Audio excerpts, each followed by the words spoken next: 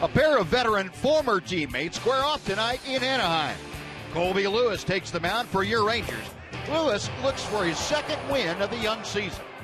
He'll face former Ranger C.J. Wilson, who has not faced the Rangers in over a year.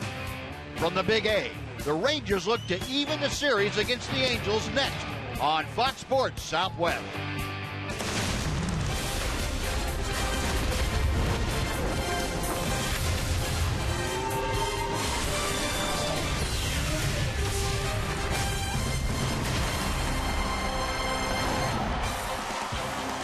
Texas Rangers baseball is presented by AT&T Uverse TV. Well, the skies are still cloudy. The rain, though, has stopped. It apparently will not be around the rest of the night. But the Angels and Rangers will as they face off in Game 2 of this 3-game weekend series. And welcome into a Saturday night of Rangers baseball, everyone, with Tom Greaves, Steve Busby. Glad you could join us. This should be a dandy tonight. A couple of former teammates going. Colby Lewis, C.J. Wilson, and Colby on his side has the big guy, Prince Fielder, swinging a hot bat, Tom. He is, Buzz. It's been a slow start for the Ranger offense, but it's been a great start for Prince Fielder. He's been getting hits all season long in bunches, and on this trip he had a game where he showed some great power. Took a fastball out over the plate, hit it 400 feet to left center field in Arizona, then a first pitch changeup out of the ballpark into right field. Home run and a double in that ball game. Continues to get his hits. Last night with a man on third, he banged one up the middle off the pitcher's glove and showed his wheels and got an infield hit for another RBI. Something happens when he's at the plate and men are in scoring position. He knocks them in at a 563 clip. Great start so far this year for Prince Fielder. Yeah, something happens for Prince and something good happens for the Rangers, too, in those situations. And Rangers hope he keeps it up for the entire year.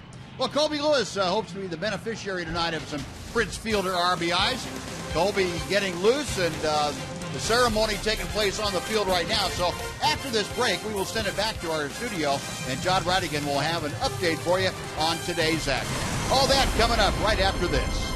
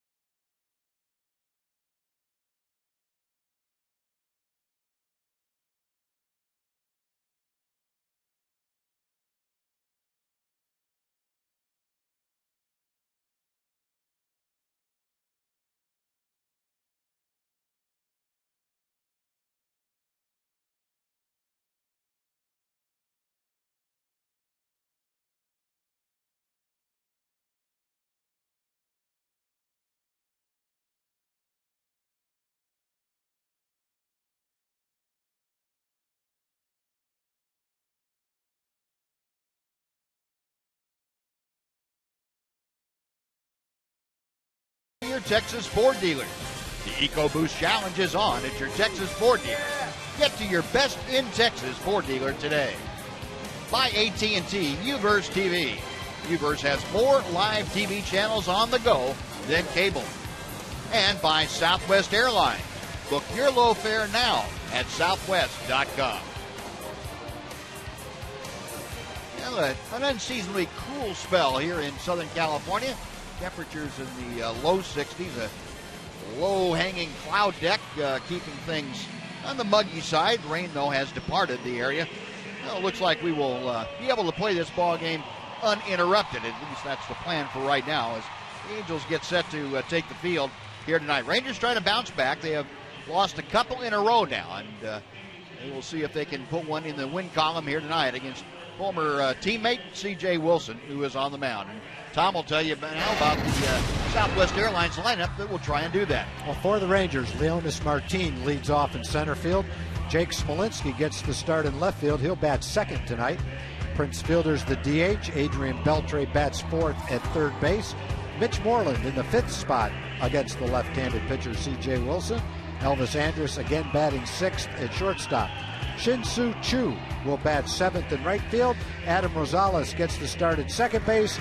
And batting ninth is the catcher, Robinson Chirinos. And Jeff Bannister's ball club facing the veteran left-hander, 34-year-old C.J. Wilson. Christopher John Wilson back in his home state and home part of his home state. And he was born and raised in Huntington Beach, California, which is about 10 miles down the road. Against CJ, Rangers will try and not expand the strike zone. Wilson will not throw a lot of pitches in the middle of the plate. He'll try and get hitters to expand that zone a little bit. And the Rangers will try and make C.J. Wilson change his rhythm. C.J. likes to get into that very comfortable rhythm and not deviate from it if he can. And he makes it very difficult on hitters when he gets on that roll. So the Rangers will try and get him out of his rhythm and also keep him in the strike zone. Make him come in the center part of the strike zone if at all possible. Then he becomes very hittable. And he has not had good success against the Rangers in the past. Just 1-2. A rather bloated ERA facing his former team. Jeff Bannister will try and get his club thinking along those lines, talking with the third base umpire, Jim Reynolds. Let's take a look at the Angel defense that will back up C.J. Wilson here tonight. Outfield has Joyce, Trout, and Calhoun, left, center, and right. On the infield, Albert Pujols at first. Grant Green gets the start at second base tonight. Eric Ibar, the shortstop. David Freese plays third. And Drew Butera is behind the plate. So a couple of changes from last night's starting lineup. But still the big guys in the middle. And Leonis Martin will try and get the Rangers going here tonight. Rangers jumped out to a quick 2-0 lead in the third inning last night. And as it turned out, that was to be all they were going to get. Martin, a .227 hitter.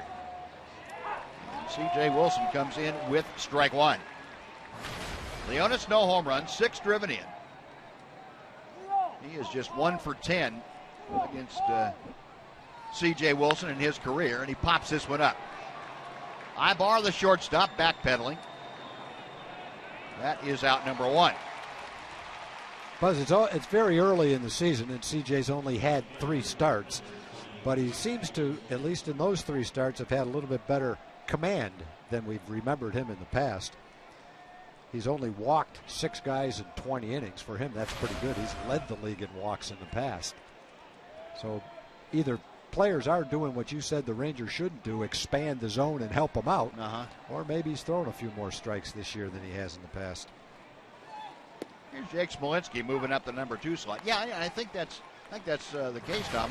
C.J. Wilson, the things he has said, and you have to discount some of the stuff he says because he gets a little technical about it from time to time. But he's made an effort to try and get ahead of hitters more frequently, and that certainly is borne out by the number of pitches that C.J. Wilson has thrown. They're down pretty dramatically this year. Last time out, 108 pitches, but it got him through 6 2/3, and he was known to throw 100 pitches in less than 5 innings a lot of times. His first game of the year, he threw 8 innings and 96 pitches. Yeah. That's unheard of for him.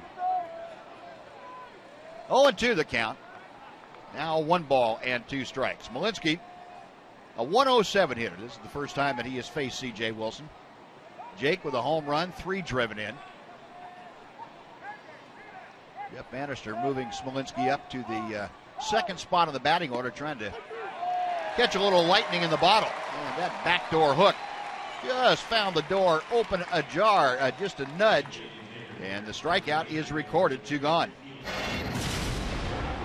Let's take a look at our Kubota power stats for the night. C.J. Wilson, since becoming a full-time starter in 2010, 75 wins in that span. That's 7th best. 3rd with 168 starts. And look at the pitches thrown. 17,532 pitches. Sounds like a lot, and it probably is. A lot of pitches. He probably didn't get as many innings out of those pitches as a lot of other guys did. Yeah. But he had a stretch of 4 years in a row where he threw over 200 innings. He's had some good years. Back-to-back years with the Rangers, 15-8, 16-7. 2011, he had an ERA under 3 through 220 plus innings. Last year was not a very good year for him. Only 175 innings, 31 starts. The year before, he was 17-7 for the Angels. 2-0 pitch to fielder. Line to left field, that's going to be in for a base hit. Well, Prince Fielder now over 500 in his career against C.J. Wilson. That was his 7th hit in 13 at-bats. As you mentioned, Buzz, he hasn't had much success against the Rangers, to the point where he didn't even pitch against the Rangers last year. He played 6 series against the Angels. He didn't start 1 time against the Rangers. I don't know whether that's just the way the rotation fell or whether Mike Scioscia manipulated it so he wouldn't start against the Rangers. Mm-hmm. But prior to last year, he had not had much success against the Rangers. Yeah, in his previous outings against the Rangers, 36 2/3 innings, C.J. Wilson had given up 30 earned runs. Here's Beltre, who takes ball 1. And I'm pretty sure Mike Scioscia was aware of that, and he manipulated the rotation a little bit. That's the way it would seem. Well, it makes sense. Mike Scioscia, not one to back away from doing what is best for a ball club. A strike to Beltre. Adrian at 175 with the average, a home run, or 2 home runs, I should say, and 2 RBI. Against his former teammate, C.J. Wilson, Adrian is 11 for 34 with a home run. See Beltre on this road trip, 4 for 20. 2 balls and a strike. Rangers come into play tonight, last in the AL West. They are 3 games behind the front-running Houston Astros. Rangers at 6-10. They have lost their last 2. 4-6 on the road, and Beltre pops it up. Green, the second baseman, waving his arms and waving everybody off. That will do it for the Rangers. No runs, a hit. Fielder left stranded after a half inning. Rangers nothing. Angels coming up on Fox Sports Southwest.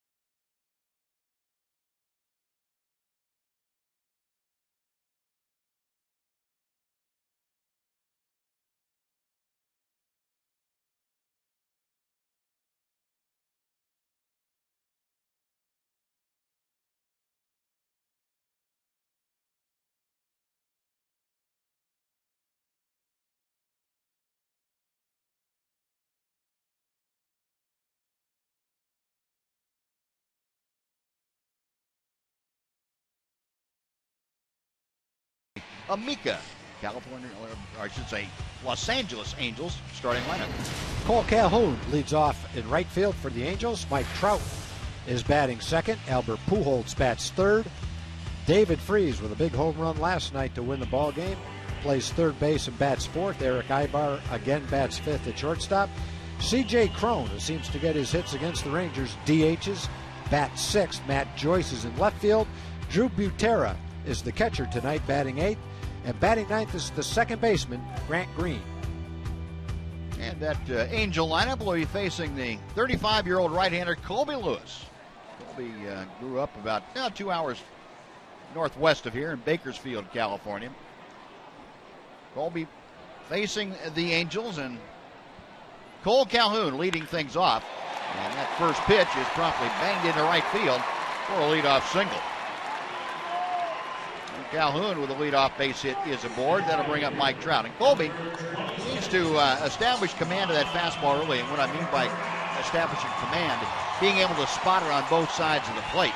Now, that first fastball to Cole Calhoun was pretty much in the middle.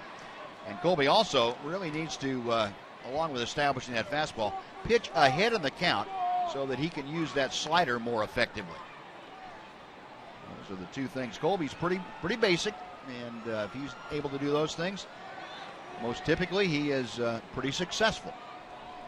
Here's Trout, and ball one is low and inside. Trout, honored tonight, got his 2014 MVP award presented to him, and it was quite an evening. He had both Vlad Guerrero and Don Baylor, the previous Angel MVPs, out there with him, and nice to see that.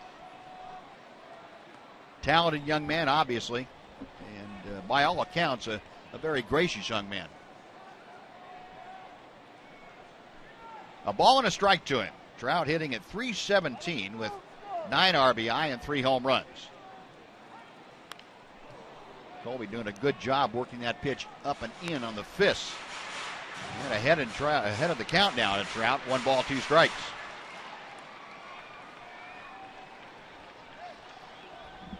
Talked about Colby having that roller coaster affair with the Angels out here. A win, a loss, a win, a loss. So tonight, if that stays on the same path, it will be a W and a good outing. 2-2. Overall against the Angels, Colby 5-8 in his career with an ERA just above 5.5. This is 18th career start. Last year, not so good. 5 starts and a 1-4 record with an ERA just north of 9.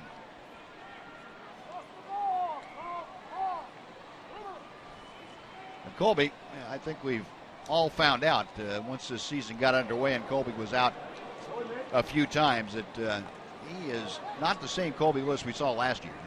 Last year, the last 2 months of the season, he really started to feel comfortable on the mound. He was adjusted to his new feelings as far as what that back, the hip repair, what that did to his back and everything else. He gets Trout here on strikes. Well, he kind of set that pitch up with several fastballs in. And you had to have Trout very aware that he was trying to pitch him in, so much so that when he goes away with this pitch, Trout's not quite ready for it, swung right through it. Good job by Colby coming back after a base hit to get last year's MVP.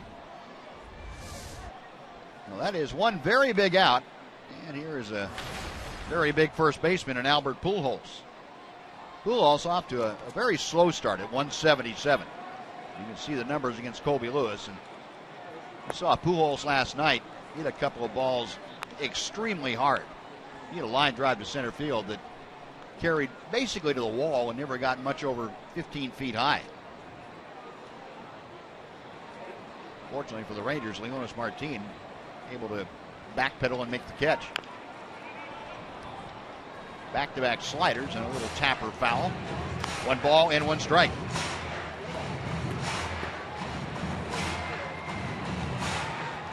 Pujols 3 home runs, 7 driven in. The Angels right in the middle of the pack as far as home runs in the American League. They have 16 as a team.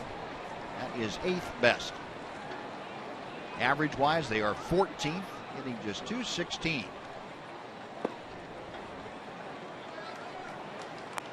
That runs the count to 2-1 now.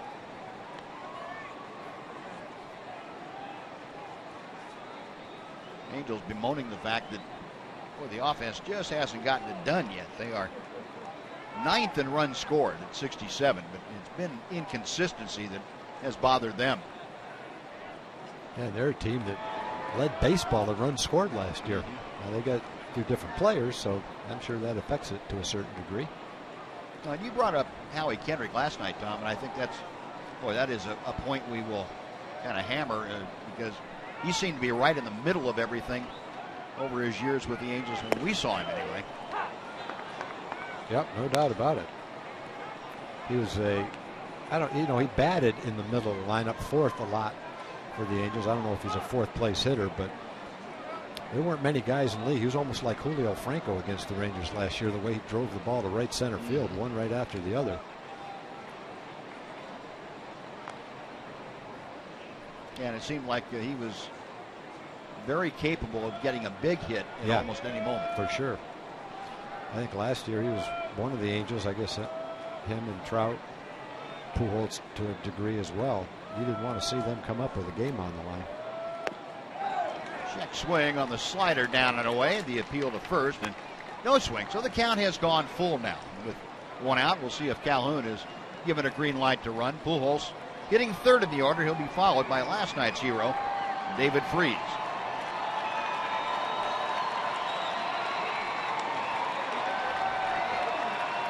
Calhoun stepping that lead off. Colby Lewis ready to work. Calhoun on the move, and the pitch chopped foul. Colby using a slide step, and Calhoun didn't have a very good jump.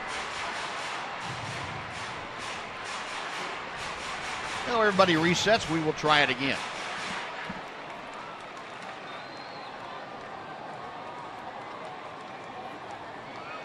Thing for Colby pitching in this ballpark. He was much better the last year or so on the road than he was in Arlington. That has been the case this year. Calhoun going. The pitch is lined down the left field line, but it hooks and goes foul.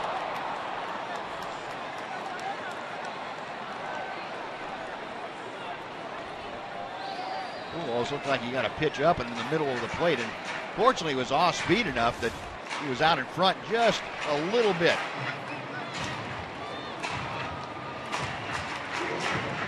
Yeah, the way the ball traveled, it looked like he might have hit a little bit off the end of the bat as well.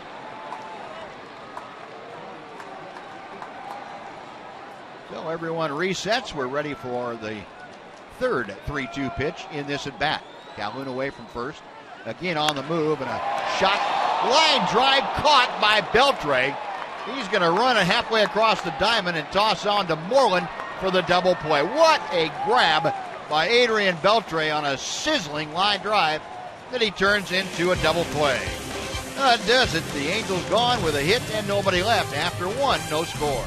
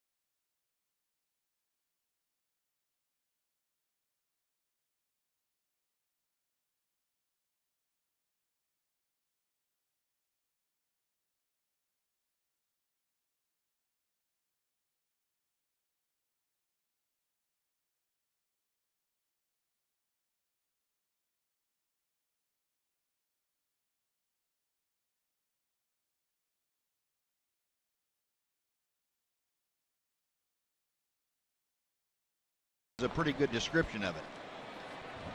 Yeah, he hit that ball just like he hit the ball last night. He's come up with not much to show for a couple of real ropes that he's hit in this series. Pujols came into the game hitting 177. But when you have one taken away from you like that, sure doesn't help that 177 very much. Great reactions by Adrian. Then thought he was going to try to beat Calhoun back to the bag like a first baseman. Mitch Moreland drives one to deep left center field. Trout at the wall. He can't get it. It's off the wall into second with a double is Mitch Moreland.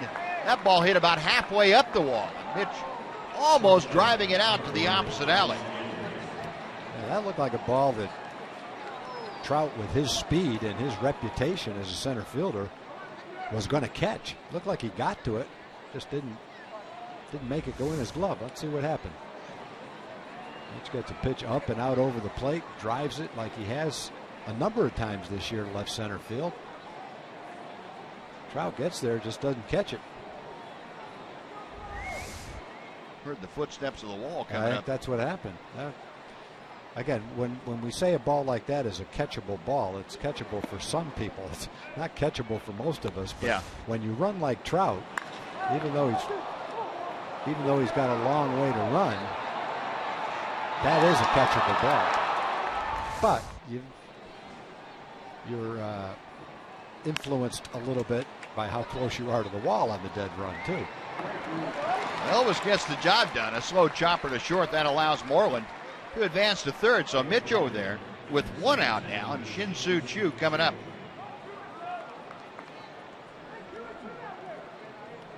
Well, a productive out, as the guys say, for Elvis Andrus. Now Shin-Soo will try and get the Rangers on top. The Angels will pull the infield all the way in.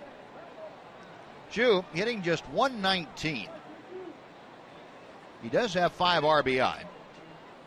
Get a look at the deployment of the Angel infield. Throw to third, almost got by Freeze. A nice backhanded pickup by the Angel third baseman. Drew Butera said, yeah, thank you. Pick me up. I'll try to get a little higher next time.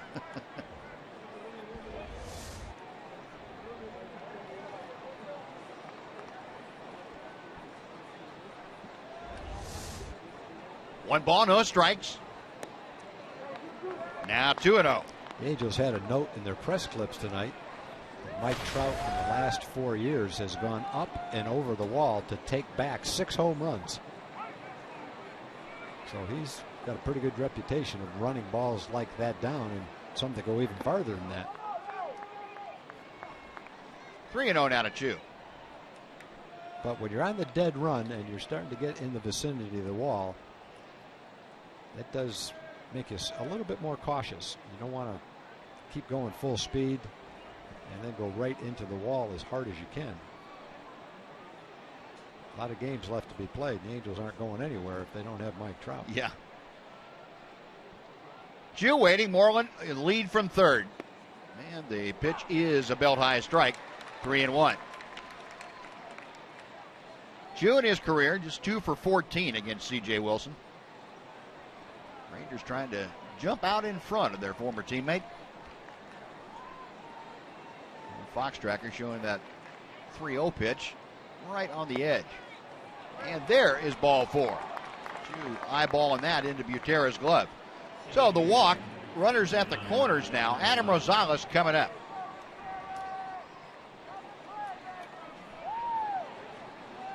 Not sure that was a walk that C.J. Wilson would want to claim too often.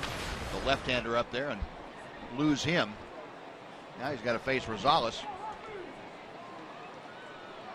Even though Rosales has only 3 hits in 21 at-bats, I would think he stands a little bit better chance of driving the run home.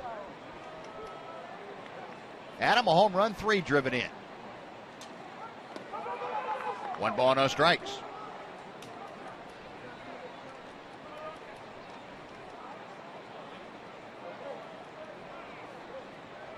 Rosales checking with Tony Beasley down at third. Flashing the signs out.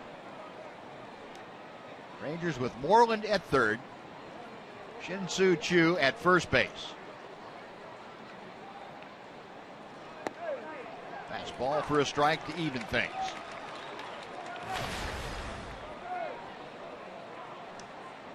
Rosales getting the start tonight in favor of Rougned Odor. Rougned, you remember, struggling offensively.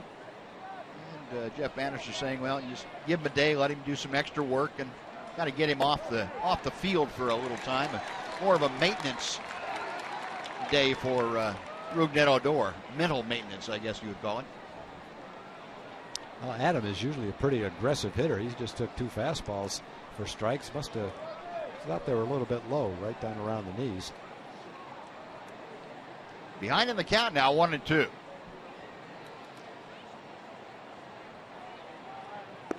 Got him swinging. Big strikeout for C.J. Wilson, his second of the night. There are 2 out now for Robinson Chirinos. Well, he got ahead with a fastball. Threw a couple of fastballs out over the plate for strikes, and then with a man on third and less than 2 outs, he goes for the strikeout with that hard breaking ball down and in. That's a great strikeout pitch with 2 strikes, especially after you've just taken 2 fastballs for strikes. You are very prone to swing at that pitch. Chirinos, who has not faced C.J. Wilson before, get a shot at him now, and he takes a fastball for strike 1.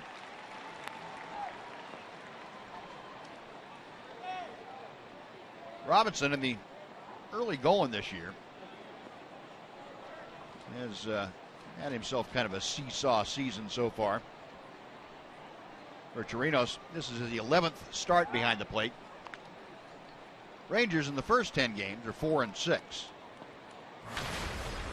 Robinson on this trip is 3 for 14, and he does have 7 RBI in his last 5 ball games. 5 of those a career high for him, coming against the Angels. That was in Arlington 10 days ago. And very quickly, C.J. Wilson out in front of the count at no balls and 2 strikes.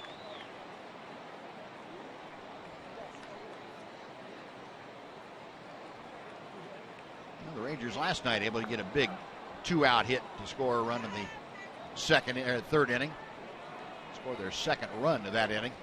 They'll need one here from Chirinos. Check swing on the pitch up. And the appeal down to first, and Manny Gonzalez says nope, no swing.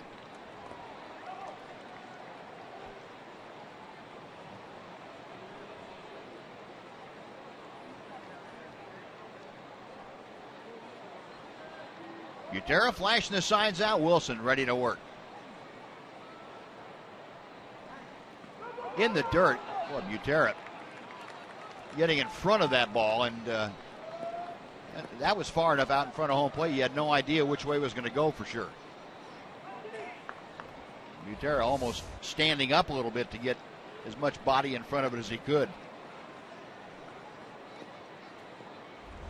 Another one that, like Iannetta last night, took one in the jaw, it looked like.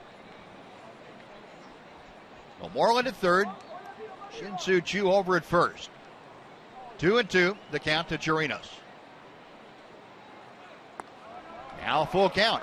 Well, that gives the Rangers the advantage of being able to turn Choo loose with the next pitch. If Chirinos is able to keep things going, Leonis Martin waits on the on-deck circle.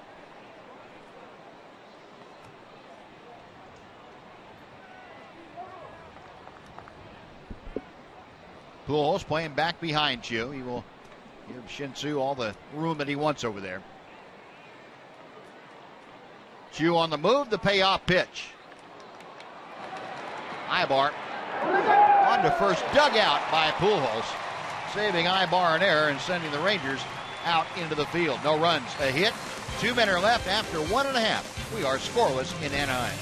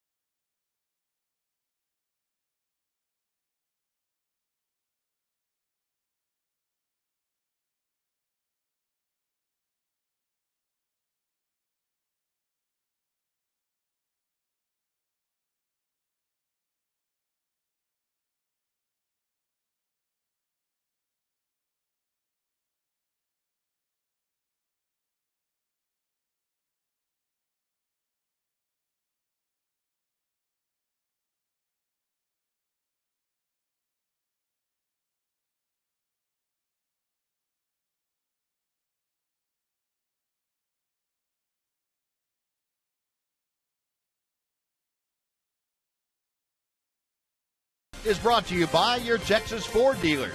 The EcoBoost Challenge is on at your Texas Ford dealer. Get to your best in Texas Ford dealer today. The sun trying to break through the high overcast here as the Angels come to bat in the bottom of the second. David Freese, Eric Ibar, and C.J. Cron. First three to face Colby Lewis. Freese with his fourth home run of the year last night, a two-run blast off of Keone Kela, turned that game around. Made the Angels 3-2 winners. And he finds himself down in the count here to Lewis at no balls, 2 strikes. Freese a .250 average.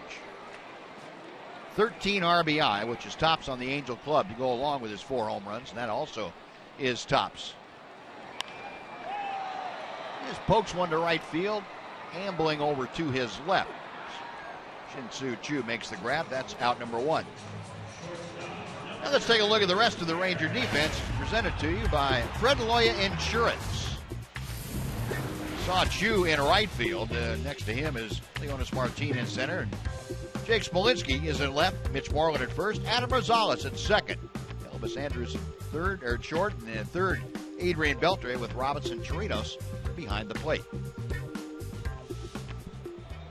Here's Eric Ibar, switch hitting a shortstop to face Colby. 0-1. Ibar hitting at an even .200 for the year. No home runs, 4 driven in. His production has slipped compared to last year, but it's early yet for him. Pretty good slider down on the back foot. Colby ahead of the count, 0-2. That drives a hitter crazy. You get a good fastball to hit. Don't either take it or foul it off. Next pitch is a breaking ball way out of the strike zone. You swing at the bad one, and now it's 0-2.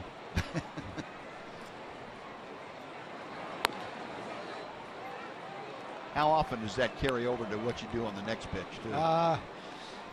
It's in your mind, let's put it that way. I don't think it's a positive thing. It doesn't lead to great things, I don't think.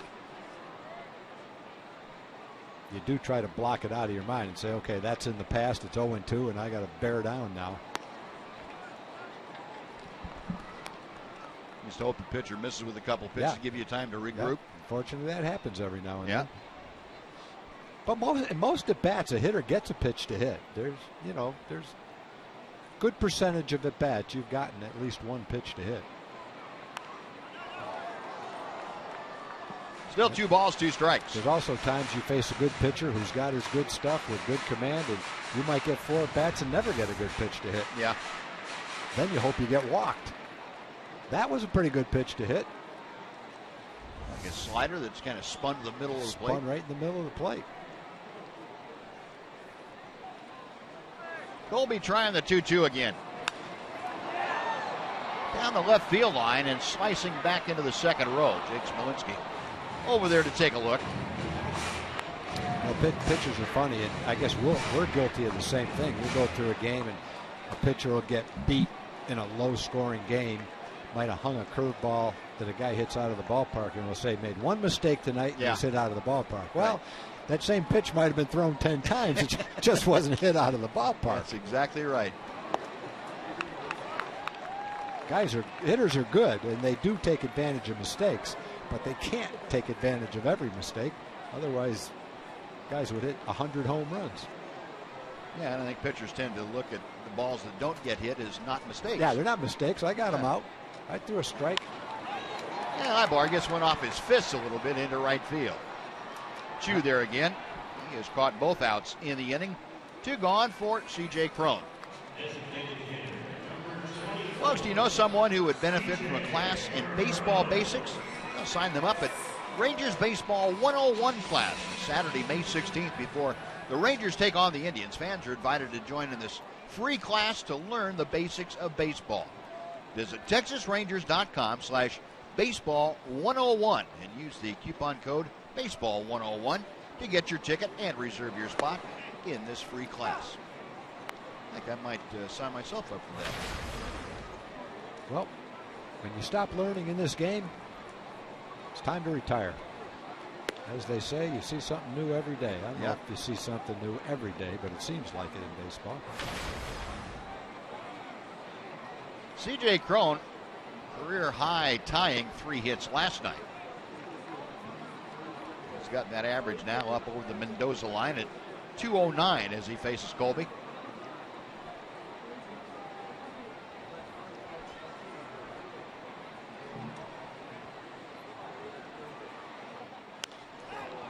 That one's popped up. Adrian Beltre coming down the line, right on the line in fair territory, makes the grab, and that'll do it. So 3 up, 3 down. Colby Lewis works through the Angels in the second. After 2, scoreless in Anaheim.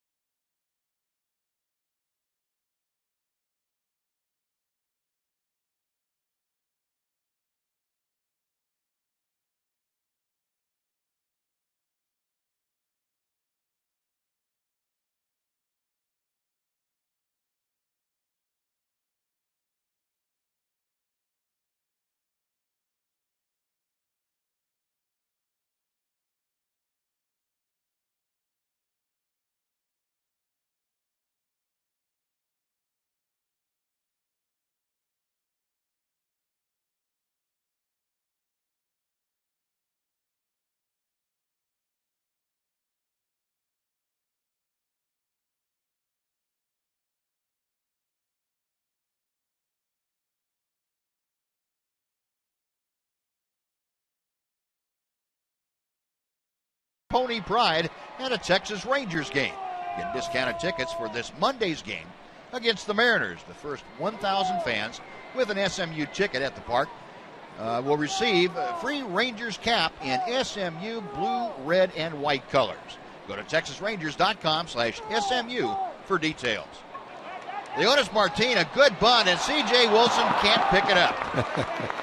And Martin is aboard with a bunt single to start off the Ranger third. It just shows the pressure that a guy that can bunt and run puts on fielders. That looked like it was going to be an out. C.J. rushed it just a little bit, knew he had to get it quickly, and went to pick up the ball, just didn't pick it up. Got over there in time, just couldn't make the play.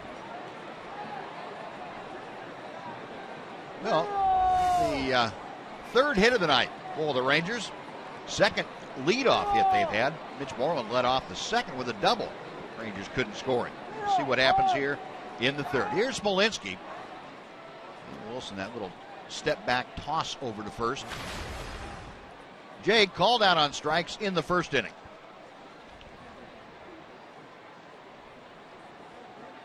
Well, with Jake struggling a little bit, it wouldn't be out of the realm of possibility to see Jeff Bannister maybe start Leonis Martin, maybe give Smolinski a larger hole to shoot for somewhere. See if he can't get him a base hit.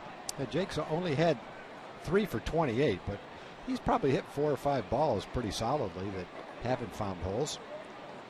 And even with only 3 hits, he's walked 7 times, so still grinding out some decent at-bats. 1 ball, 1 strike. How long can you tell yourself that as a hitter? Probably he probably already can't tell it to himself. We can say it about him because it's an observation, but I think what you see as a player is the batting average. And this one hit in the air to center. Trout moving over to his right back a step, tagging at first. Leonis, and he bluffs a move to second. Trout throws a great ball into second, though. And it forces Martin back. Trout's arm looks stronger this year than it was in the past. He's played only a few times we played him this year, but I don't remember him making a throw that strong. Yeah, there's another ball that Jake hit that ball solidly, got underneath it a little bit, and hit it too high in the air to carry any farther. But he hit it solidly, had a good swing at it. So I guess, Buzz, what you have to keep telling yourself, okay, I've got a good approach. I'm seeing the ball okay. I'm taking some good swings. You just have to believe in yourself that eventually they'll start to fall in. Getting a pretty good opportunity to play now with Ryan Rua out. And I think that'll help, too. If you know you're going to be in the lineup on a fairly regular basis, eventually they will start to fall in if you're making some good contact. Now, 1 out, Prince Fielder at the plate with a 1-0 count. Fielder singled to the left his first time. There goes Martin. The pitch is a strike. The throw to second is late. And Leonis Martin swiping second pretty easily. Martin with his 3rd stolen base of the year. He's now 17 out of 18 against the Angels. Catcher really didn't have a whole lot of opportunity to throw him out on that one.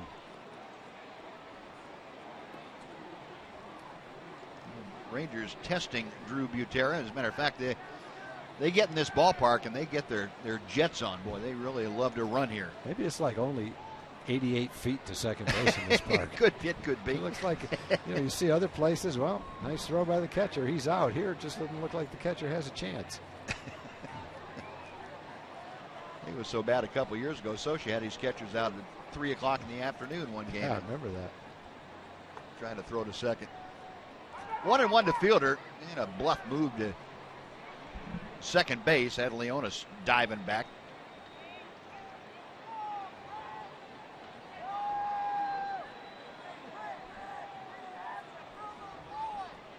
Ibar said, don't worry about it. Go ahead and get your lead. I'm not going anywhere. I'm just messing around with you. Wilson checks a couple of times. The 1-1 pitch. And the throw by Butera. And off the bag, Leonis Martin tagged by Ibar. Second base umpire Jim Reynolds had his eye on it the whole way. Martin came up and apparently broke contact with the bag, and Ibar had the tag right on him. Jeff Bannister coming out of the Ranger dugout, looking into it to get a word from Steve Buechele. Joey Probinski is up looking at the replays, and this is certainly a challengeable play. Now see if Martin comes off the bag right there. Is he off the bag? The way he kicked back, It looked like he was. Sure did. That might be the deciding factor right now. And that's almost like the hidden ball trick right there. Yeah. You can't tell if he's off until he kicks back at the base. Yeah. He's out. He's out.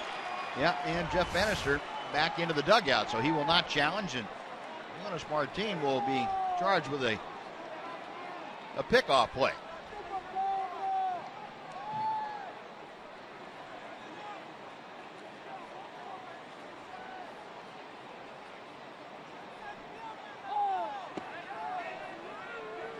No, 3-1 now, the count to Prince Fielder.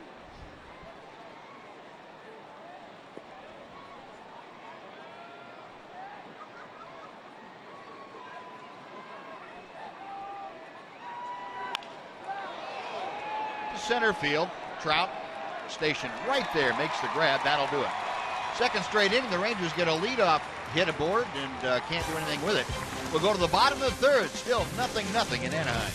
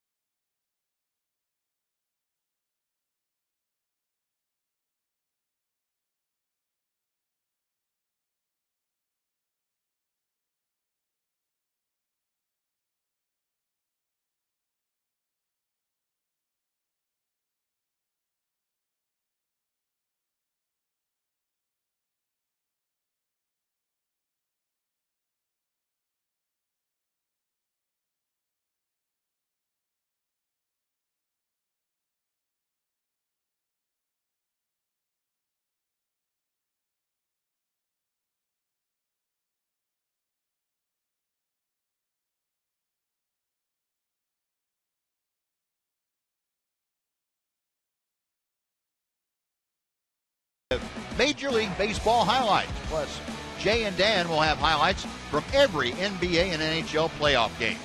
Stay here for a simulcast of Fox Sports Live right after Rangers Live postgame. Bottom third of the Angel order to face Colby Lewis here in the third. And Matt Joyce takes strike one. Joyce really struggling. You were with us last night. You saw him come in and take an 0 for 2. Drives this one to left center. Leonis Martin in a hurry and able to make up some ground, makes the catch. That makes Matt Joyce now 0 for his last 22 trips to the plate. And that is a career worst for him. Now before Drew Butera comes up, let's send it back to John Radigan for a Mazda game break. John?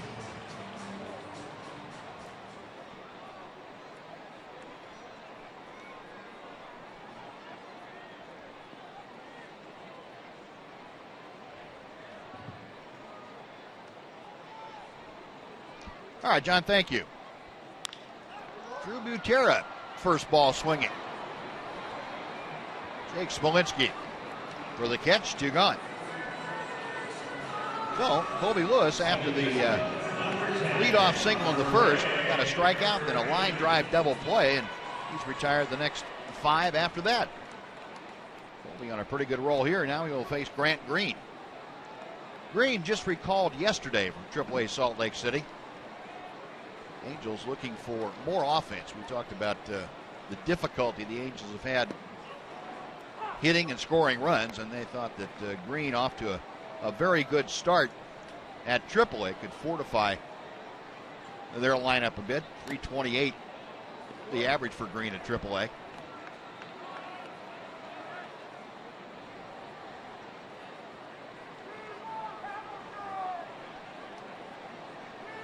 Oh, 2 pitch. Just missed the inside corner. You know, Colby has gotten the ship right. At first inning, might have been a little bit shaky, but boy, since then he has gotten back on the corners and mixing his pitches very effectively. The slow chopper foul. And what we talked about with Colby, getting ahead of the hitters, establishing command of that fastball, then getting ahead of the hitters, and it's made that slider even more effective. And that's when Colby really is on top of his game. Another 1-2 pitch. Elvis, easy 2-hopper. It's another 1-2-3 inning. Well, that takes care of the Angels. We'll go to the 4th inning at Angel Stadium. Rangers nothing, Angels nothing. Fox Sports Southwest.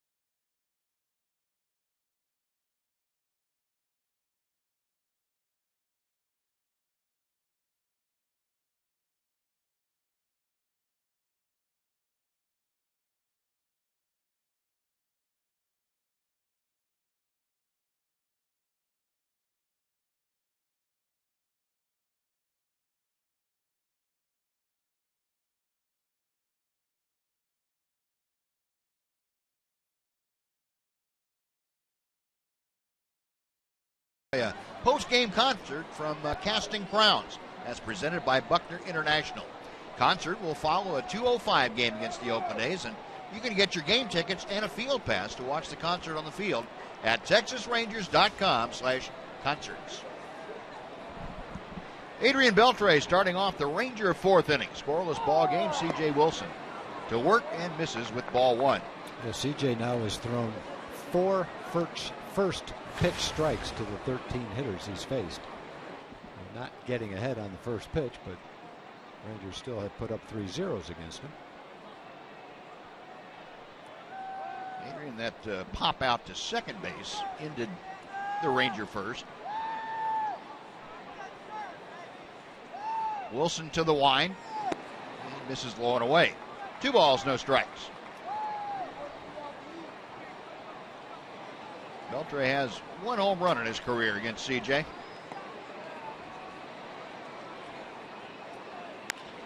Lines this one down the right field line. It is sinking in a hurry. It's down for a hit. Beltre making the turn and putting the brakes on as Cole Calhoun gets the ball back in quickly. Well, 2 plays tonight. That one with Adrian, and another one on a tag up at first base when Trout threw it in. Both good choices by the Rangers. They were aggressive, taking their turn, making a play towards second, making the outfielder make the throw. But in each case, the Angel outfielder made a strong throw in, and it's a good thing they went back. And Adrian adds a little theater to the play, too. A little action. No, 3rd straight inning, the Rangers have had their leadoff man aboard. See if they can't do something with it this inning. Mitch Moreland had the leadoff double in the second. 1 ball, no strikes. So Mitch now 2 out of 4 in his career against C.J. Wilson.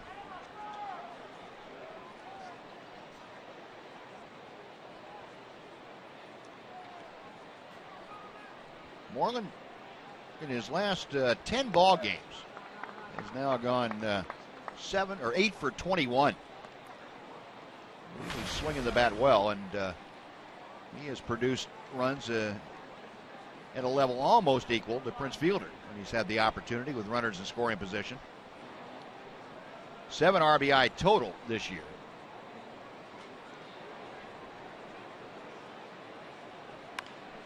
Check swing foul, and the count goes to 2 balls and a strike.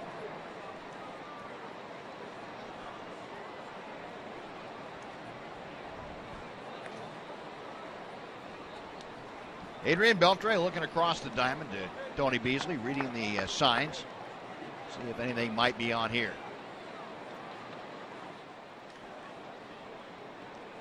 Wilson gets the sign from Butera. That's out of play on the third base side.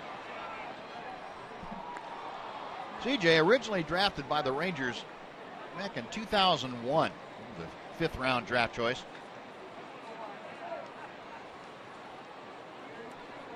Tom told you became a starting pitcher the last 2 years. He was the one that really lobbied to get the opportunity to start. He closed some games for the Rangers and been pitching out of the bullpen. Warland into left center field. Trout on the run, able to run that down. After first goes Beltre. Another well hit ball by Mitch to left center field. Done a good job of that this year, hitting the ball that direction.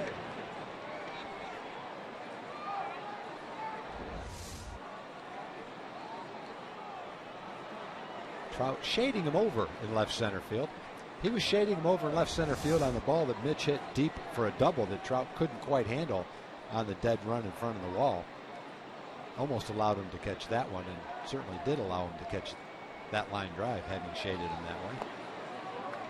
Elvis takes that breaking ball in the first pitch down by his shoe tops. 1 ball, no strikes. Andrews a ground ball to short in the second inning. That did do its job, though. It got Moreland over to third. Unfortunately, the Rangers left him stranded right there. Elvis, the average at 188 now. 1 ball, 1 strike.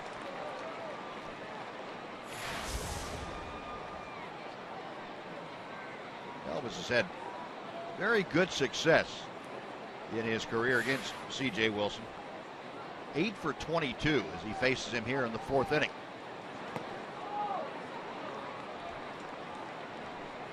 2 balls, 1 strike. Nice job by Butera on that ball in the dirt.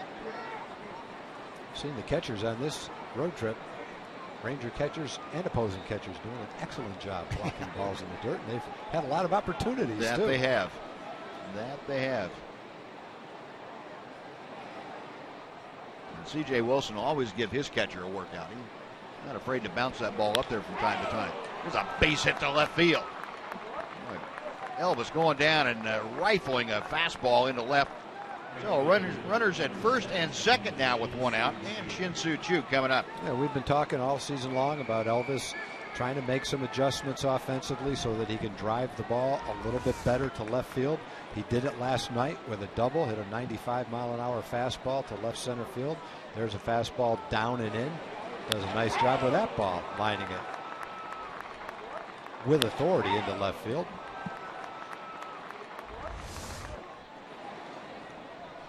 The Rangers now with 5 hits, still looking for their first run, and see if Shin-Soo Choo can't drive one home.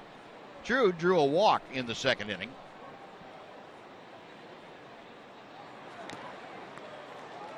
Nothing in 1 on the foul tip. Choo, as we mentioned, not a lot of success against C.J. Wilson, just 2 for 14. And not a lot of success of late. He is over his last 10 and just 1 for 22. Wilson back to him. A ball and a strike.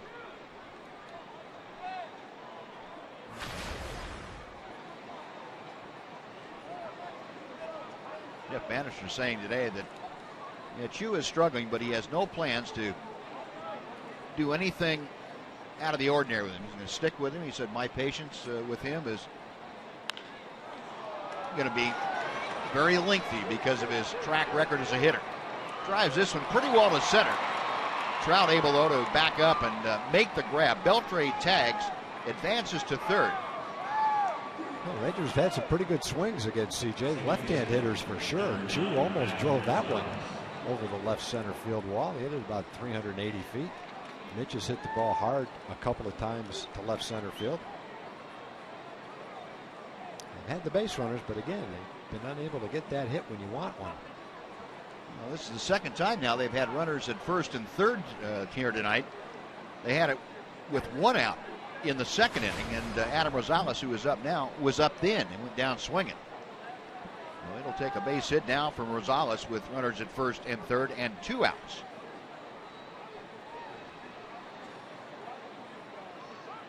Wilson, a check of Elvis at first. It's fouled out of play. Well, Adam, who took a couple of fastballs his first time up, was not taking anything there. He was going to go up there, and if he saw a fastball, he was going to have a hack at it. Yep, I don't blame him. Rosales 2 for 8 this year with runners in scoring position. Rangers have had a problem in that capacity the entire year, with the exception of Prince Fielder and Mitch Moreland. Everybody else hitting down below 200 in those situations.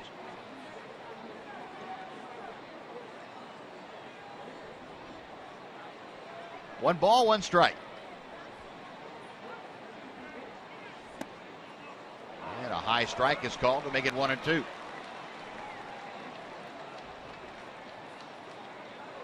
Rosales didn't exactly give glowing reports on home plate umpire Clint Fagan's call on that high strike.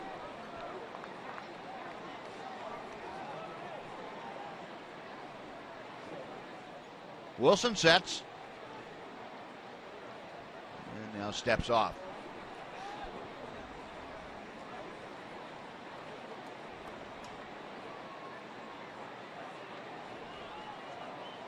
He has to pay attention to Elvis at first with 2 strikes now, particularly. Elvis liable to set sail for second. He's going right now, and the pitch gets by all the way to the backstop. Here comes Beltre. He scores. Elvis continues around to third, on the ball back to the screen, and the Rangers take a 1-0 lead. How about that? It's funny. We just get done talking about how well the catchers have done keeping balls in front of them that have been in the dirt, and one finally sneaks by a catcher.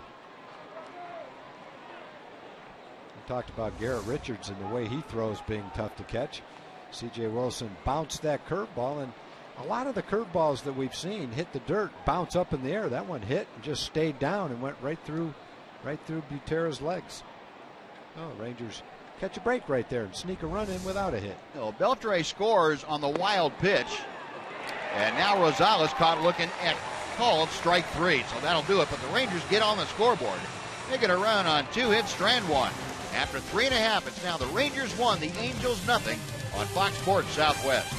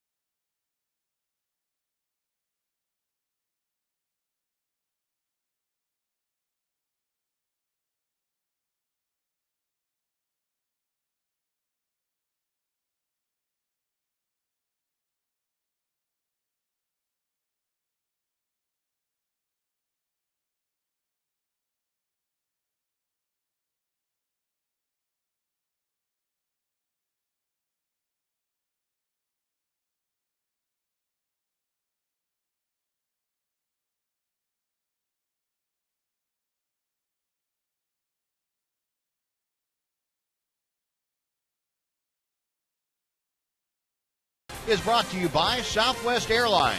Book your low fare now at southwest.com. And by the Mazda 6. J.D. Power has awarded the Mazda 6 highest ranked vehicle appeal among midsize cars. And a shot from the rock garden out there in left center field here at Angel Stadium. Rangers on top 1-0 as they scratched out a run in the top of the 4th. Now the Angels come to bat against Colby Lewis. Second time through the order. And Cole Calhoun, who began the game by singling to right, takes strike 1.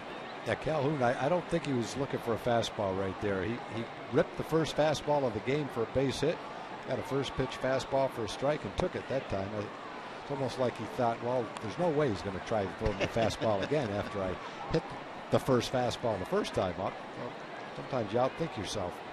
Yep. Calhoun now 7 for 14 against Colby Lewis with that first inning single. Colby tries the back door and finds it unlocked. That is strike 2. Took a little bit off that breaking ball. It's a pitch that Colby will throw almost exclusively to left-handers. More of a curveball than that hard slider. 1-2 pitch. Got him on the fist, and Calhoun fought it off foul down the first base side. And it cost him a bat. Got a kick out of that invoice that Adrian Beltre sent to Garrett Richards. Last night's starting pitcher for the Angels. Beltre sent him an invoice for $300. Said he broke 3 bats of it. Pitcher would gladly take those invoices. Yep. That's a compliment. It sure is. Another 1-2. That's fouled away.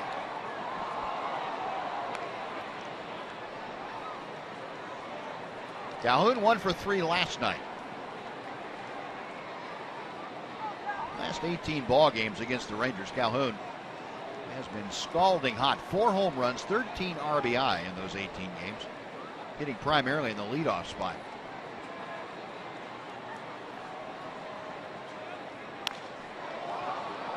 gets the head of the bat on that one, too, and pulls it foul. Looks like Colby's going to get an invoice, too. Yeah. That's the second one in this at bat that he's got up and on his fists. For one at bat, he's going to get the Calhoun's pulled them both foul and broke his bat both times.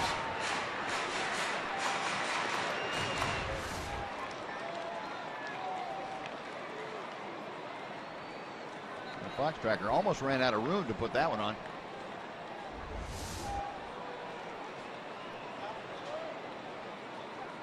Well, Calhoun digging into his May allotment of bats now. He didn't break the bat that time, but he still pulled it about 60 feet foul.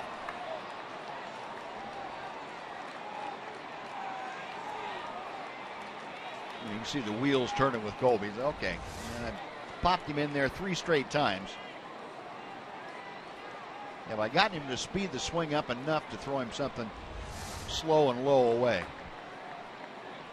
Let's find out. Tried that back door again. Almost got him.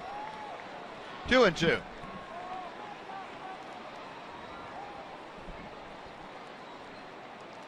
Colby about ready to unload his 45th pitch of the night.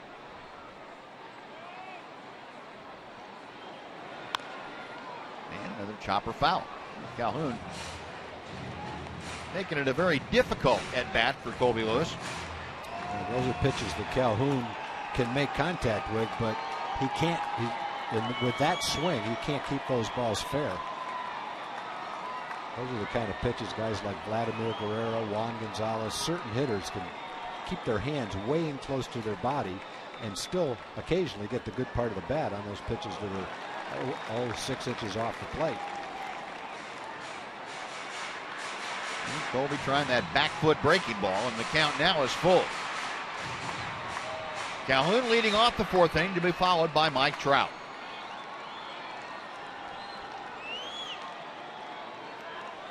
Well, this is like he should have. See the first pitch, Buzz, right in the center? Right in the middle. That's the one he took. He outthought himself. Payoff pitch, sky to center field. That's all you're going to do. You should have done it on the first pitch. Leos Martin makes the catch. Could have saved everybody 9 pitches. Could have saved yourself 2 bats. A fan probably hurt his hands trying to catch one of those foul balls. Colby had to throw extra pitches. Just wasn't worth it. So Colby came back with one right in the middle again. He can't complain about that at bat. He got a couple pitches to hit. 11, though. He saw 11. There weren't a lot of good ones to hit, but there were a couple. No, finally disposing of Calhoun, and Mike Trout hacking at that first pitch. Didn't get the fastball. He got the slider. Trout went down swinging on a pitch very similar to that, similar location. It was a fastball the first time. Trying to come up and in. Good pitch. Just missed. Well, the Coors Light, the cold hard fact, brought to you by Clean Crisp, the Coors Light. Mike Trout, the 6th player in Major League history, named the All-Star Game MVP and the League MVP in the same season. Maury Wills, Willie McCovey, Steve Garvey, Roger Clemens, Cal Ripken Jr., the others with that distinction.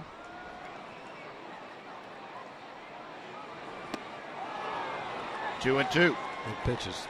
Colby's got good command in this ball game. Yep. 52 pitches, 36 strikes, 16 balls, and good location, too. 2 fastballs up and into Trout, a couple sliders down and away.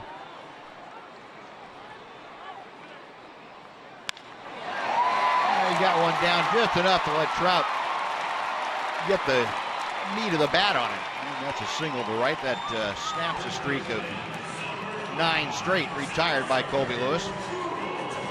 Oh, 1 on 1 out. Albert Pujols coming up.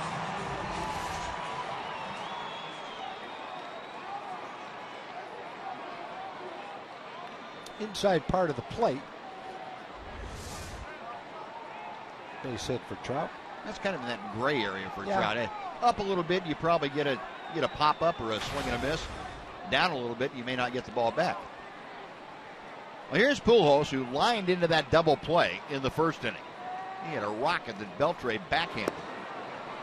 Turned into a twin killing. Ball 1 is low and outside. Pujols now going back to last night. Hit the ball hard the last 3 times up.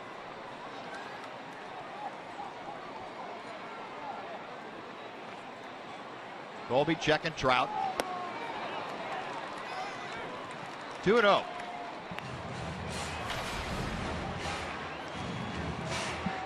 Pujols 10 home runs against the Rangers since joining the Angels in 2012. That's the most that he has against any opponent in that time.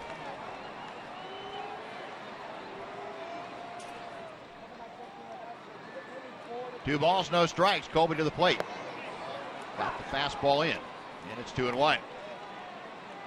Rangers shifted around to the left for Pujols. Infield still in a position where they could make a double play. Adam Rosales, the second baseman, sneaking closer to the bag at second. Outfield shifted way around to the left. Trout draws a throw. Remember, Trout had the stolen base last night in a crucial late inning situation. That's pretty much when Trout will take off. He has stolen 5 of the 6 bases that the Angels have this year. Check swing. The pitch is high. It's 3 balls and a strike. Wow. Pujols in the hitter's count. And not that he needs much help. He's a pretty good hitter no matter what. But you put him in a count like this where he can zero in on a pitch in a location, it gets doubly tough.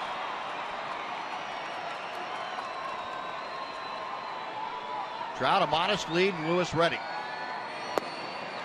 Called strike.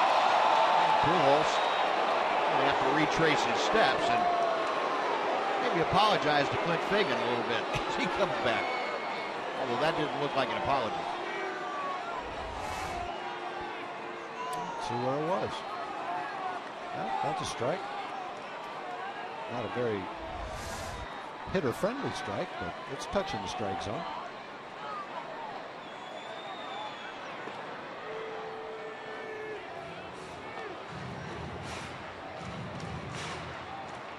Saw Colby Lewis do something there that trying to get young pitchers not to do, and that's keep the ball in their glove while they're taking the sign. Saw Colby wanted to throw over to first, and he had to reach in to get the ball out of the glove. There goes Trout, and the pitch is popped up. Trout has no idea where it is. He's around second, so he has to retrace his steps. And Elvis is going to let the ball drop, so they get the force at second. And that's Trout is going to be replaced by Pujols at first. Yeah, that's a smart move. And, you know, if you catch the hitter upset standing at home plate, you turn a double play. Well, it turns into a fielder's choice. Pujols taking first base, Trout out. That ball was so high, Trout gets all the way around second base and easily gets back to first base. And now he can go back to the dugout. No, it goes 6-4 on the put out at second. 2 gone. Here's David Freese. That's out of play. Just to finish my point, though, you try to get young pitchers to take the sign with the ball in their hands so they, if they want to turn and make a quick throw to first or any base, they can. Yeah. That's just one of the things that Colby has gotten in the habit of doing probably since he was in Little League. Freese is flied out to right field. Good fastball to the outer corner. 0-2. David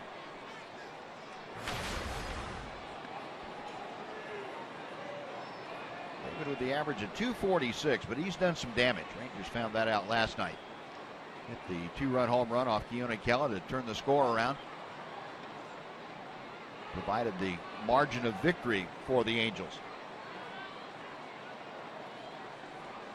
Freese last year did not hit his 4th home run until July 5th for the Angels. That's how far ahead of the pace he is. 1-2. Good job by Chirinos to block that slider.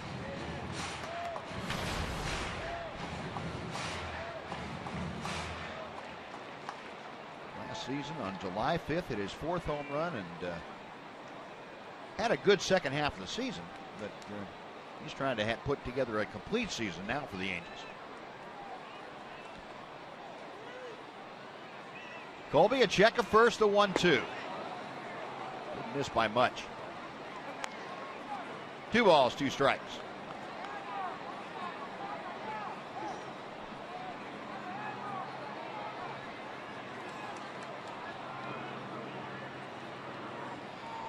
Lewis ready. Missed inside. Well, it's a full count, and now Pujols will have the opportunity to take off with the 3-2 pitch and 2 outs. Freese hitting 4th in the order. Eric Ibar, the shortstop, waits to be next. Colby hoping that he can get Ibar to lead off the 5th inning.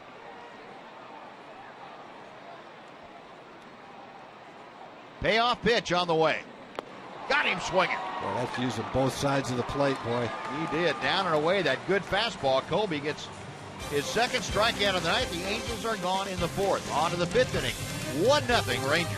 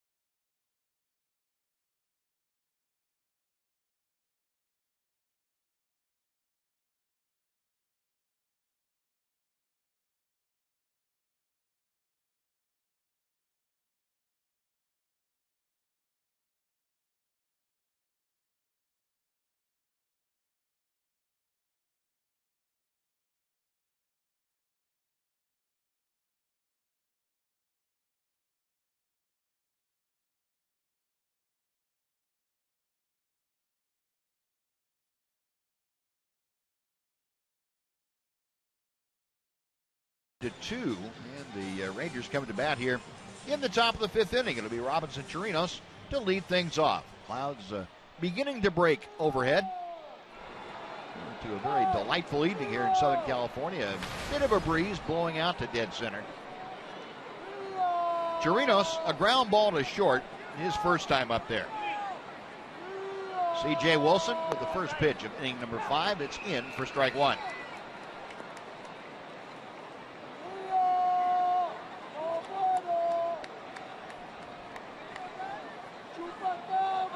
Wilson's next pitch, and that's all the way to the backstop.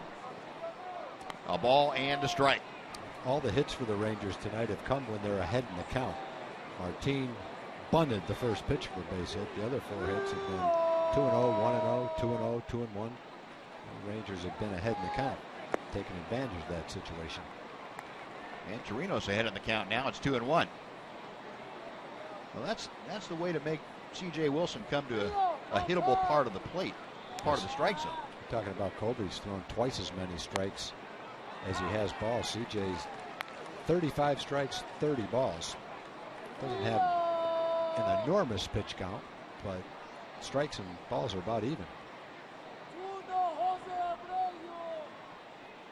The 2-2 on the way.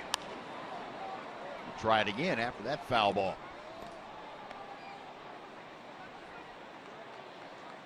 Rangers just 1-3 against the Angels this year. When you go back to last year, the Angels have pretty well had their way with the Rangers. Chirinos, a drive to left center field and deep. Going back is Joyce at the wall, and Trout makes the catch. as he comes over from center field. That ball way up in the air, and Chirinos almost able to drive it out. Put Trout right up against the padding. Well, Trout couldn't quite get to the ball. Well, he got to the ball. He couldn't quite catch the ball that Mitch Moreland hit out there. This one might have been a little bit higher, but Trout had probably farther to run to catch it. And right at the wall, he made the catch. Stayed in the ballpark. Thought it had a chance. Rangers have hit some long fly balls to left center field tonight against C.J. Wilson. Sure have. Well, that is out number one, and here's Leonis Martin for his third at bat. Martin had that bunt base hit that Tom was telling you about. 1 out of 2, and a rip and a miss. Nothing into the count here. Talking about the Rangers, though, and the Angels. Angels have won 16 of the last 20 ball games. That goes back to last June.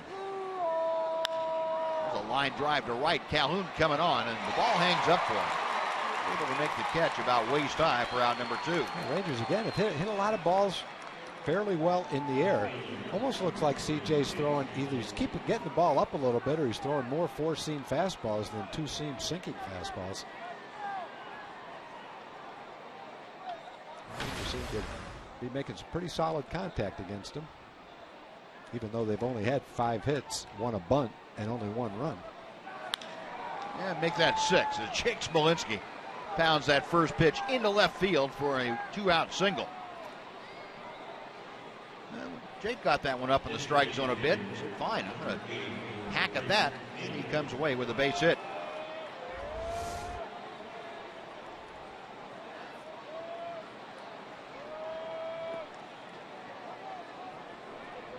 Smolinski at first now with 2 away. And Prince Fielder, 1 for 2 tonight. He'll step to the plate.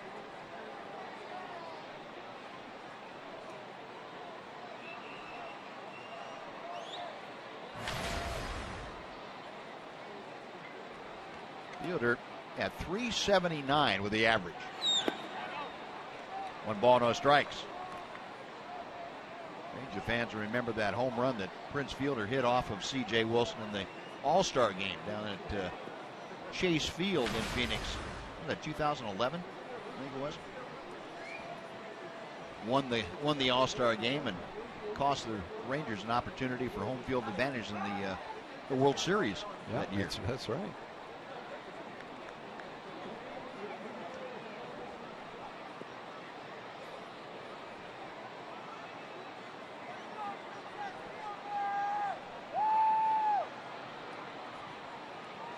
The 1-0 pitch. Now 2-0. Well,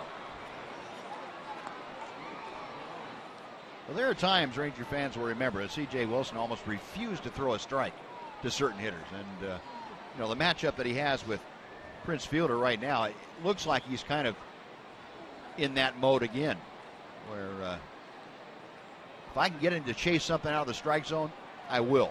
But he's not getting anything in the middle of the plate. That one's down and away, and the count moves to 3-0. Well, that may be a safe way to pitch to Prince, but then you have to face Adrian That's next. exactly so right. May come back to bite you. Exactly right.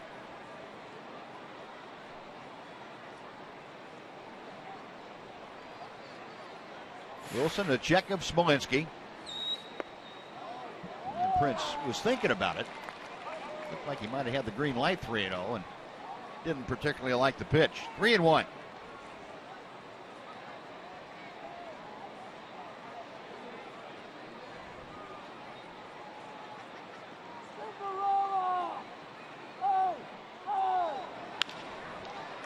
And a roller out to second base. Green on to first. That'll do it. Rangers get a hit, but Strander runner. They've left 5 aboard. Now we're halfway through the ball game. It's the Rangers 1, the Angels nothing on Fox Sports Southwest.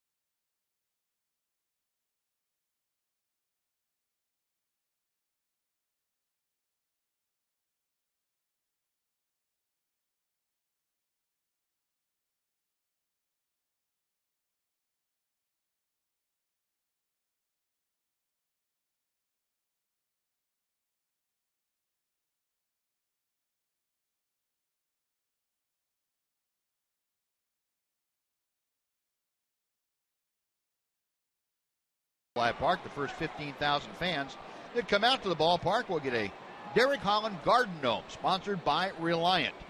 This gnome you know is going to go quickly, so get your tickets right now at TexasRangers.com. Colby Lewis to work in the 5th inning. Eric Ibar takes strike one. It'll be Ibar, Crone, and Joyce, the first 3 Angels to face the Ranger right-hander. The Angels have gotten just 2 base hits against Colby. Ibar showing bunt and thought better of it. It was Colby's 67th pitch of the night. Very modest pitch count for him. Good back foot breaking ball. Ibar swung at that same pitch in his first at bat. Hard breaking ball down and in. That's when you just geared up to hit a fastball, and you're going to swing at it like it's a fastball no matter what it is. Little looper into left center field. Coming on as that ball slices back to him. Jake Smolinski makes the grab for out number 1. And let's send it back to John Radigan for a Mazda game break. John?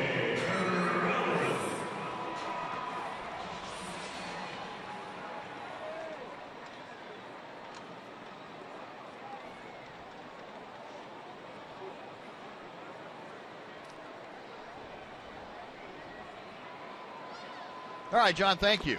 How about those Astros? My goodness.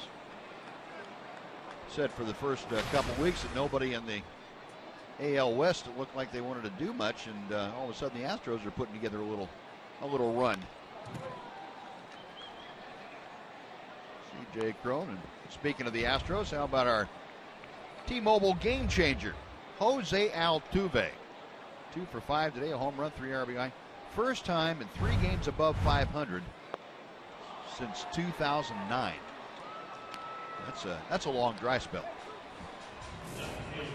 Again, July 25th, 2009, which is nearly 6 years ago. Last time the Astros were 3 games over 500. They're now 10-7. And meanwhile, Colby Lewis gets his 3rd strikeout of the night as Crone is disposed of. And with 2 outs, here is Matt Joyce. That was a great slider that Crone swung and missed at, probably a little bit outside. And Colby's off to a solid start this year, but this is by far the best stuff and the best command that he's had in any of his starts. In his 4th start, all his pitches are crisp. Good fastball, really good location with it so far. Hard breaking balls. I don't know how many changeups he's thrown, but his breaking ball has been good. He's been keeping it down. So far, so good in this game. Colby right at the top of his game through 4 2/3. 2-0 pitch on the way. And ball 3. Colby has not walked a hitter. He has 3 strikeouts. Falling behind 3-0 to Matt Joyce, who is 0 for his last 22. And ball 4. Colby just losing command of the strike zone there for a brief period. Now you go to work on Drew Butera. That's one of those ones where as a pitcher you say, I can't believe I just did that. Yeah. What happened? Everything. As soon as I get done talking about the pinpoint command, here comes 4 out of the strike zone.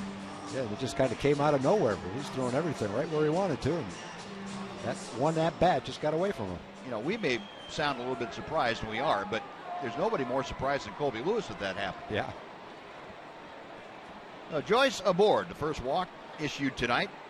Drew Butera flied to left field, his first time to the plate.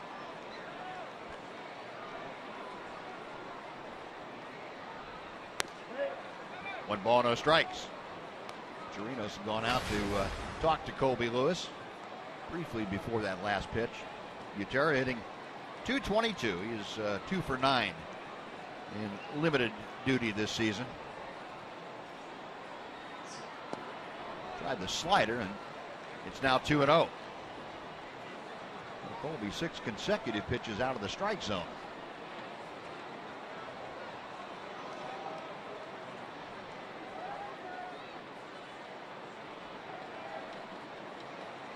Veteran right-hander leaning in for the sign. 2-1. Robinson Chirinos pointing out to Colton. So yeah, that a boy. That's what you need right there. Give me that pitch. Both Robinson Chirinos and Carlos Corcoran, who caught in last night's ball game, really getting kudos from the pitching staff about handling situations.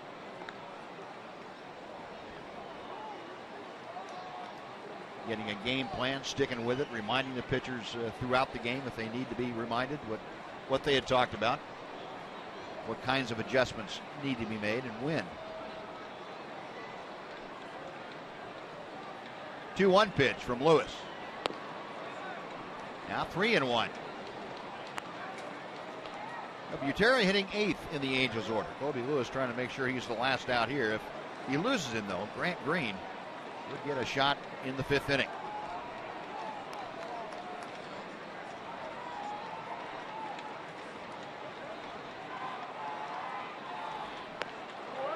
Three and 2. So with 2 outs now, Mitch Moreland at first will play behind Matt Joyce, not hold him on. He lets Colby Lewis know.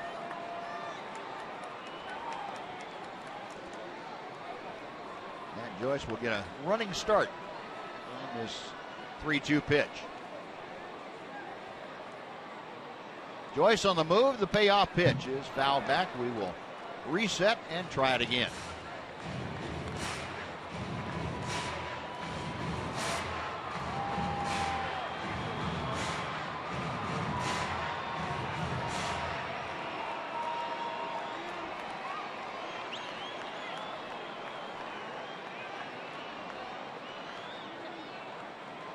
White umpire Glenn Fagan coming out and letting everybody know time has been called.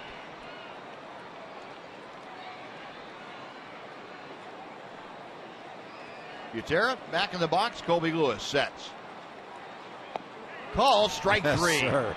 Slider backed him off the plate, got the inside corner, and Colby Lewis works around the 2-out walk. Angels strand their second runner of the night. We'll go to the 6th. Rangers 1, Angels nothing.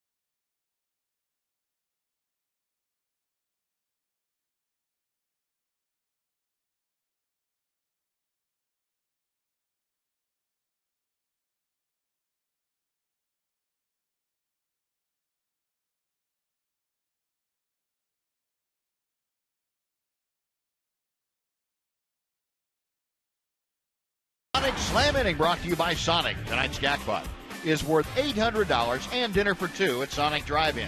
Tonight, the Rangers are hitting for Colleen Jewell of Allen. And if a Ranger hits a grand slam this inning, Colleen Jewell from Allen will win $25,000.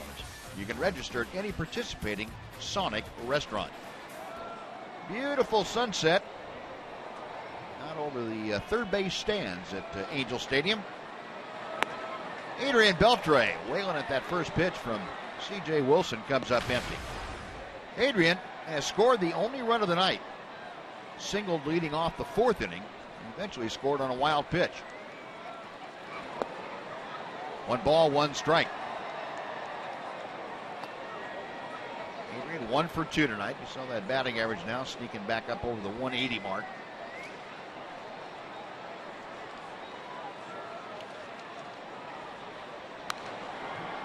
Back to the screen, and the count moves to 1-2. Take a look at our Ford leaderboard for you. Consecutive games, active streaks in baseball. Adrian Beltre, 156 games now. That goes back to almost exactly a year ago. He came off the disabled list. He has appeared in every ball game for the Rangers since then. And he's going to appeal himself down to first, but doesn't get the call, and C.J. Wilson gets the strikeout. His fourth of the night, one gone. That's an at-bat where Adrian would probably say he got a couple of fastballs to hit and then had to contend with that hard breaking ball down and in. Both Colby Lewis to the left-hand hitters and C.J. Wilson to the right-hand hitters have used that effectively tonight. Well, here's Mitch Moreland, who has hit the ball sharply twice off of C.J. Wilson. He's doubled and lined to center. First pitch in for strike one. Mitch now 3 out of 9 on this road trip, I should say. Where he didn't play pinch hit the 2 games down in Arizona under National League rules, no DH. So Mitch coming off the bench, he went 1 for 2 in his pinch hitting roles.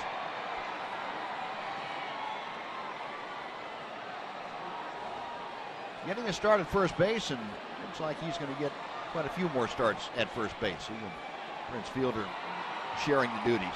The breaking ball that catches the inside corner. 1 ball, 2 strikes. C.J. Wilson's next pitch will be his 84th of the night. And Mitch, leaning on that breaking ball, held the bat back. Mark Rippinger down there at third said no swing. It's now 2-2.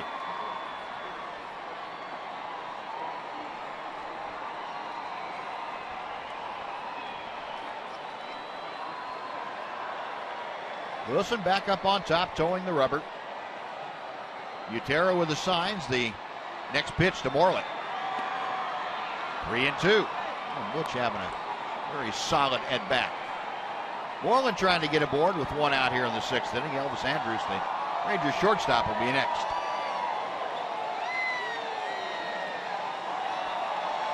Now the payoff pitch.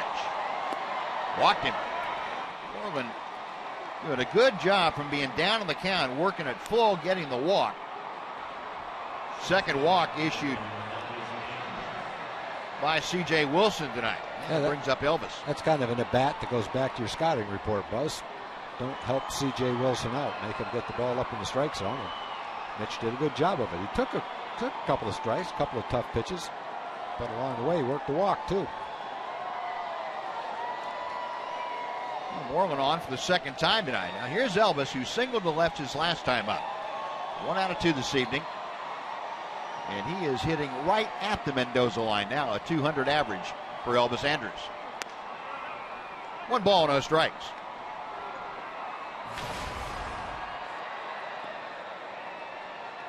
Elvis starting to put things together a little bit. Last 5 ball games, he's gone 6 for 21.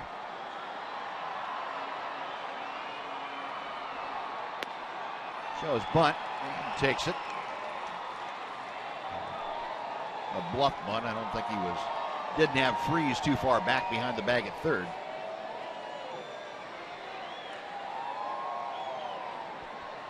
Not even with the bag is David Freeze.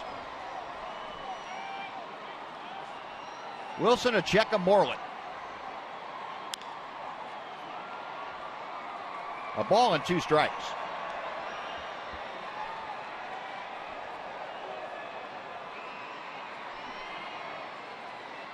Elvis, a career average of over 310 now against the Los Angeles Angels. It's right up there with his best average against any team. In Cleveland, he still has the best average against. A little pop foul over the Ranger dugout and back into the seats.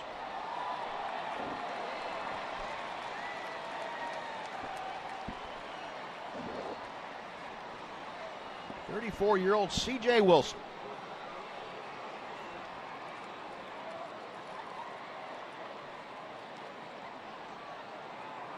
Gets the sign, and now he is set. There's another base hit to left field for Elvis Andrus. Moreland is second. He will stop there. So Elvis 2 out of 3. Rangers runners at first and second for Shin-Soo Choo.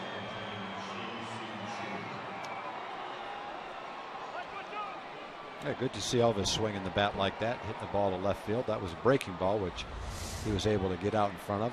Might have jammed himself just a little bit, but ball on the inside corner. He lines it into left field. Rangers again with men on base in this ball game, looking for that hit. They got the run on a wild pitch. Well, Elvis, a couple of hits tonight now, has moved from 200 prior to that at bat to 211 with a batting average. Moreland out there at second. 1 out. Shin-Soo Choo, a walk and a fly ball to center. Look out. Wow. Yeah, low bridge.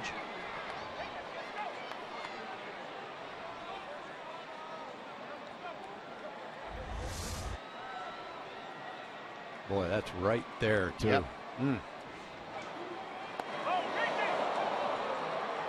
How long does it take the ball to get to home plate? About 4/10 of a second. 4/10 of a second. So the hitter can't move until he sees where the ball is. Yeah. I don't know how many tenths that is, but that's the kind of reflexes that a batter has to get out of the way of that pitch. I don't know exactly where the ball would be when he starts his movement, whether it's halfway to home plate or a little bit less than that, but let's say he has 2/10 of a second, maybe 3/10 of a second to back out of the way of a pitch coming 90 miles an hour. Fortunately, hitters can do that. It's not a lot of time, and I've heard it said that good hitters wait till the very last second. So I can't imagine what good hitters are doing. And that pitch very high, as C.J. Wilson disgusted with himself.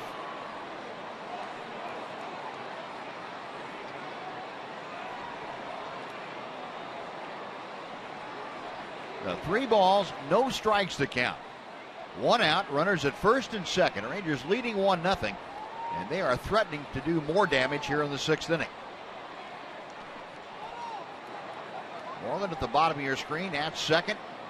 Elvis Andrus trailing him at first. 3-0 pitch right down the middle.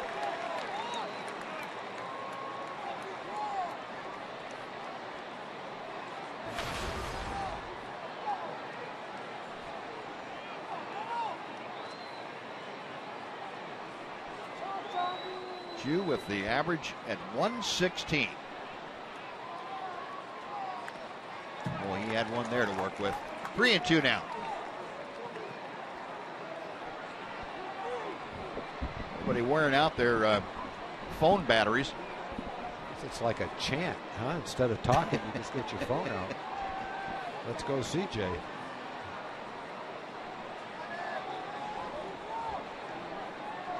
You might expect this up in Silicon Valley, but not down here.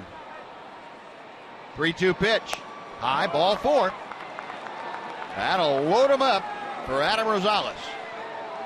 Second time that Shin-Soo Choo has drawn a walk tonight. Second walk in the inning. And Mike Butcher going to come out.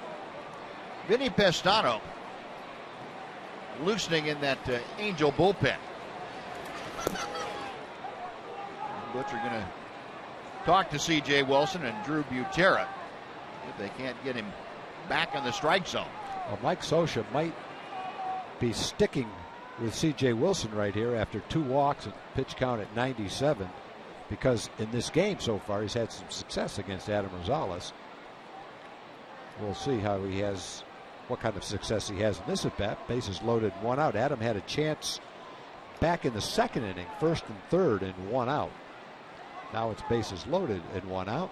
And time to cash in right here. Yeah, this would be the only spot in the order for Mike Scioscia where he'd have 2 right-handed hitters back to back. So if he was going to make a change for the right-hander matchup, he would have done it here. Chose not to, and I'm sure that what you were just talking about, Tom, came into play with Rosales not having success against CJ tonight. Pair of strikeouts once looking. Bases full of Rangers with 1 out. And Rosales shooting that first pitch foul down the third base side. It is 0-1.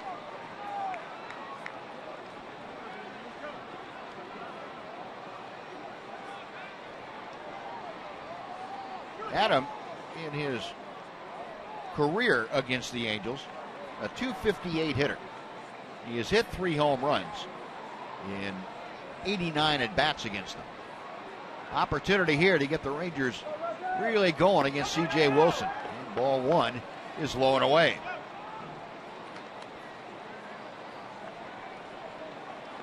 This year, Rosales 1 for 6 against Angel pitching. Moreland, Andrews, and Chu, third, second, and first. 1 out in the 6th inning, and this is the Sonic Slam inning, don't forget. A high strike. It is 1-2. They're having a party in Allen, Texas right now. Colleen Jewell, you got a chance for $25,000. Adam got a shot here to get that done for you. 1 ball and 2 strikes. Out of play.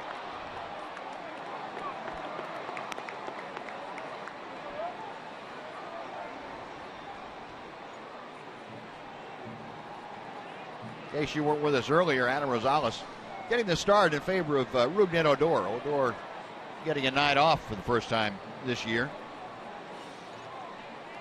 Jeff Anderson saying Rugi just needed a mental break today. Had to work a little extra with Dave Magadan and Bobby Jones. The 1-2 to Rosales. In the dirt, Butera again having to block that pitch. And the count evens at 2-2. Well, the further you let this at bat go, the further away from C.J. Wilson's favor the at bat goes toward Adam Rosales.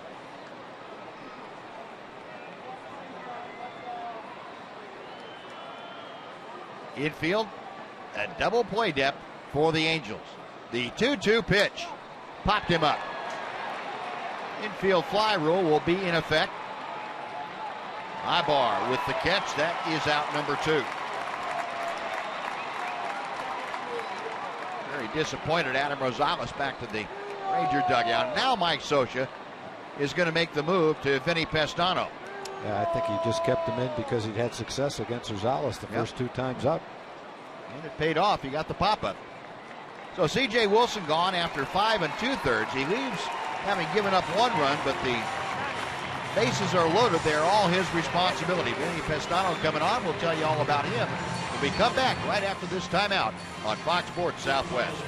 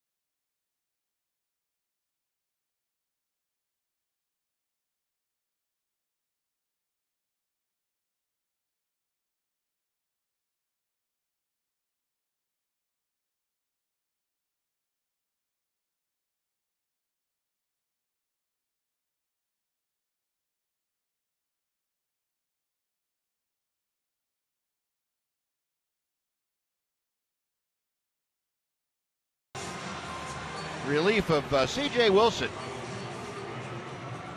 Pestano from Huntington Beach, born in the area, went to Cal State Fullerton, which is about 6 miles up the road or so from Angel Stadium. Pestano on for his 8th time this year. Pestano came over from Cleveland last August, for a trade that sent Michael Clevenger over to Cleveland. Pestano facing Robinson Chirinos. Base is still loaded, 2 outs in the 6th inning. Rangers knocking at the door. They lead 1-0, trying for more. Robinson Chirinos 0 for 2 tonight. 1 ball, no strikes. Ground out back in the 2nd, a fly out in the 5th inning.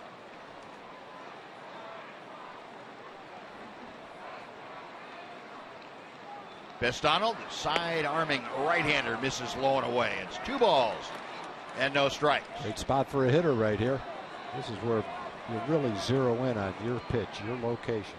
It's not there, take it. You're still ahead in the count, even if it's a strike. And if you get it, don't be late on it. No lazy pop-ups to right field. And ball 3 is wide. Now you might have to take a couple pitches right here. Pestano unable to find the strike zone, and Mike Socha figuring he'd press the right button. C.J. Wilson, it's out of his hands now. The 3-0 pitch, 3-1.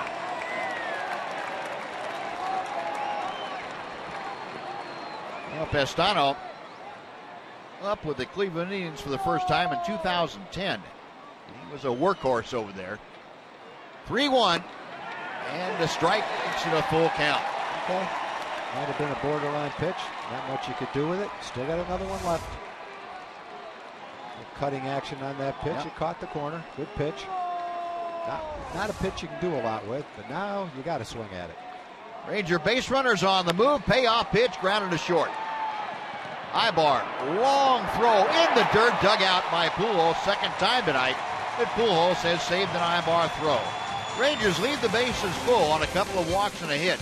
We'll go to the bottom of the 6th, still 1-0 Texas.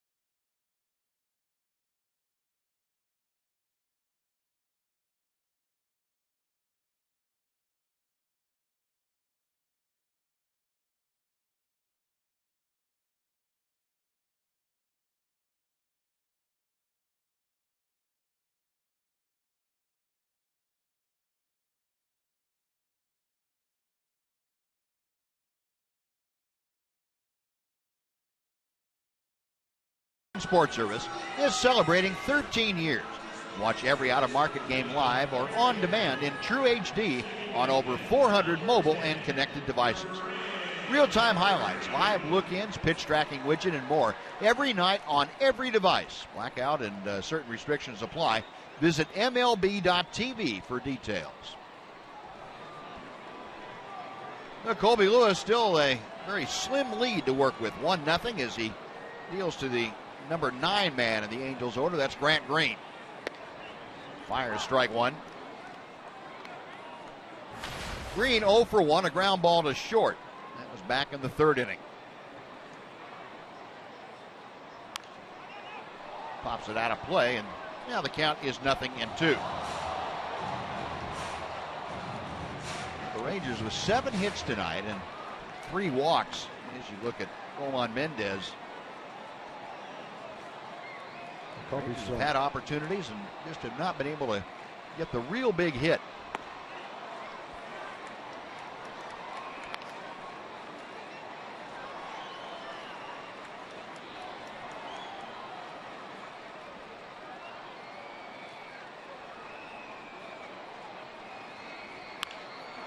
A base hit to center by Green.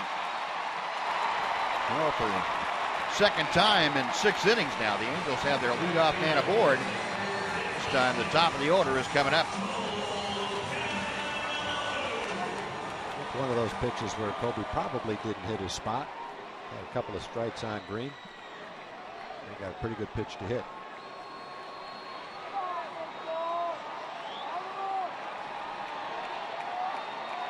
This is the 3rd hit of the night by the Angels against Colby Lewis.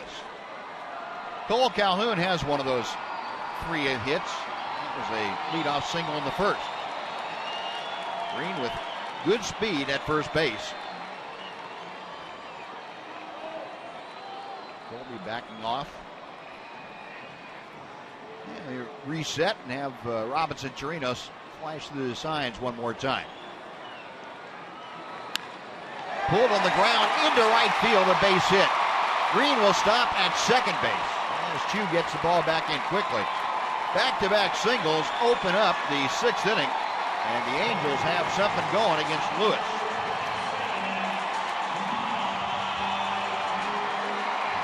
Well, for Angels, that's what you're looking for 2 guys to get on ahead of Trout, Pujols, and Freese. 3rd time that Calhoun has seen a fastball to hit on the first pitch. 2nd time up, he took it. First time up, 3rd time up, he got that fastball and hit it into right field for a base hit. Well, that was a classic case, too, of a left-handed hitter using the bigger hole on the right side with a runner there being held on. Yeah, the fastball had a little tailing action. He hit it a little bit toward the end of the bat, but he pulled it. A little luck, he pulls it to second base and turned a double play, but that one found a hole. Well, here's Trout with runners at first and second. Trout singled his last time up. 1 for 2 tonight. A .323 average for the Angels center fielder. First time the Angels have had a man on second base tonight.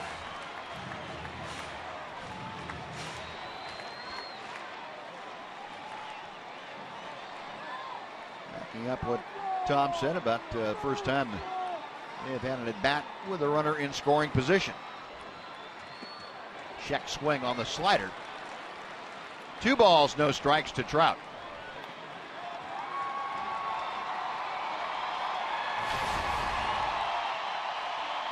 Runners in scoring position. Trout with a .364 mark.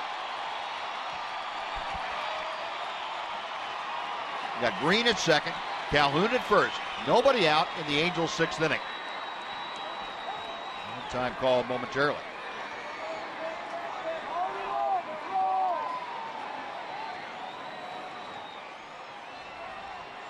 Colby having to wade right through the heart of this Angel order. He misses outside. It's 3 balls and no strikes. Colby has but 1 walk tonight. That was in the 5th inning.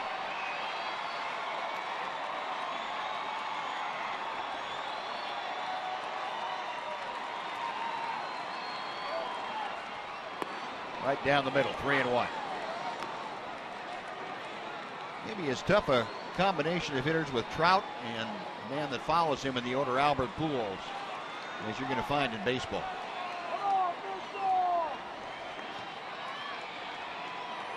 Colby ready. And Trout fouls it back right over our heads. Well, a full count.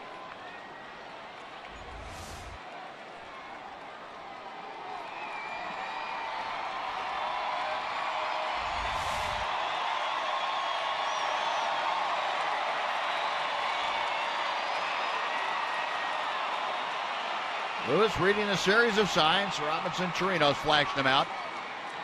Payoff pitch. High ball 4. That will load the bases for Pujols.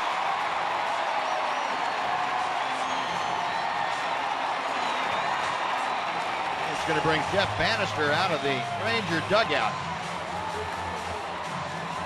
And he is going to make the move right here. Colby Lewis at 94 pitches for the night.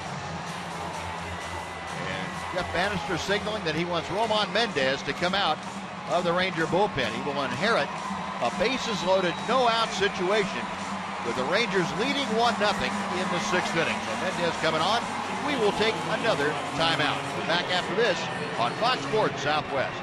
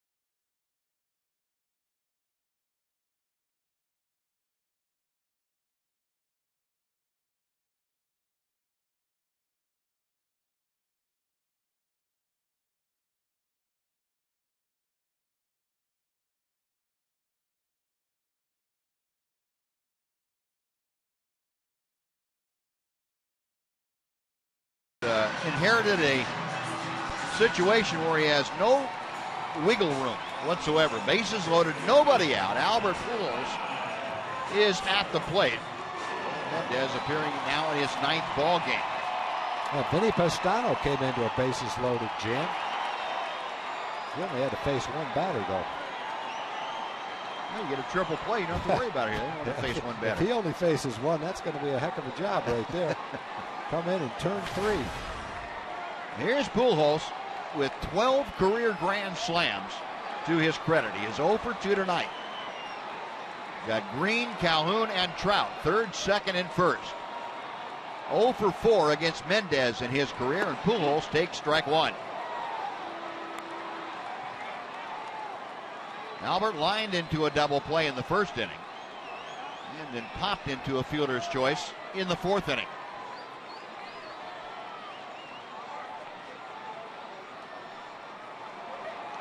Rangers playing the infield back. They will give up the run for an opportunity to get a double play.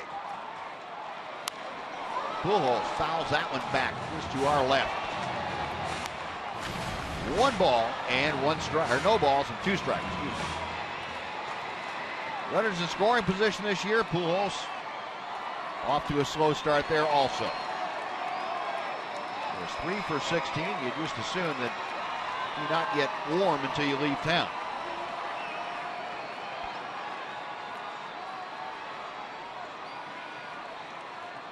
Mendez with the 0-2. Loop to center, that is down for a base hit. 1 run is home. Here comes Calhoun. The throw to the plate is good. The slide, he is out. What a throw. Out at the plate as Leonis Martin even hitting the downslope of the mound and rolling the ball to home plate. Had enough on it and enough accuracy to nail Calhoun. But Pujols has tied the game with a single. And Martin prevented the Angels from taking the lead. Nice job of hitting by Pujols. He's down in the count, 0-2. Mendez, after 2 fastballs, throws him a breaking ball about 8 inches outside. He protects the plate, loops it into center field, picks up a base hit and an RBI. Unfortunately, Martin makes a great throw, gets an out, and saves a run. You know, it's a 1-1 game with one out now. David Freese will face Mendez. That's one as a third base coach. You just don't think you can throw out a decent runner on that play. Yeah. Most center fielders can't. Martin can. And Gary DiSarcina, the third base coach for the Angels, found out firsthand. Sure did. 0-1 pitch coming to Freese. Down the right side, it is twisting into foul territory. Chew over there and can't come up with it. One bouncing into the seats. It's a foul ball.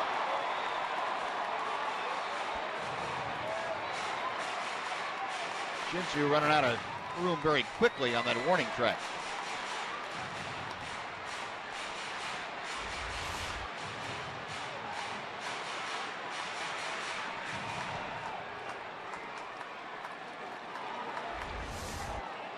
A 0-2, the count to Freese. Roman Mendez trying to prevent any further damage here. Keep this a tie ball game. Facing Freese last night, who turned things around for the Angels in the 7th inning of that Angel 3-2 win. In tight, and the count is 1-2.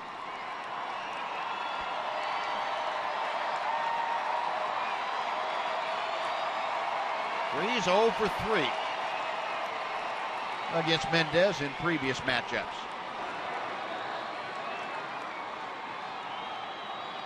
Mendez a check of Trout at second.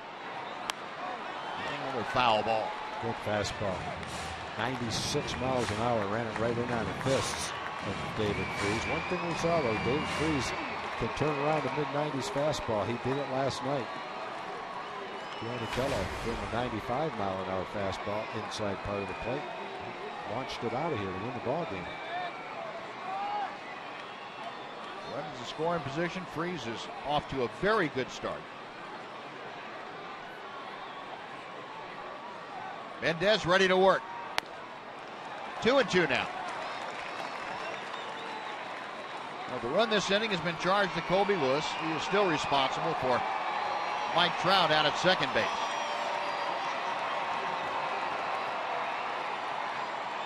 Trout carrying the go-ahead run for the Angels with one out in the 6th.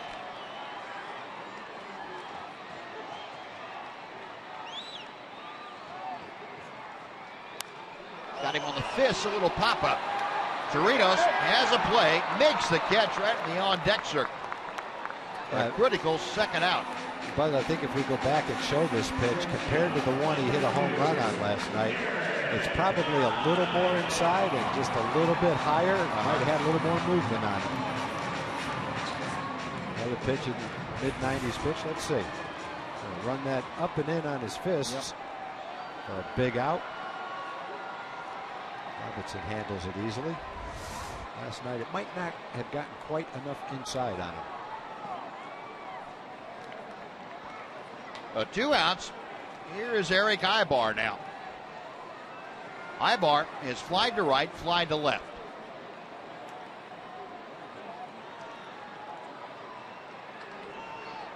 Mendez a little inside move to see if Trout might be wandering away from the bag. There's the one, and that late movement is what got him. And then you can see the one last night. It was a little bit lower and didn't quite have that late movement to bring it off the plate inside.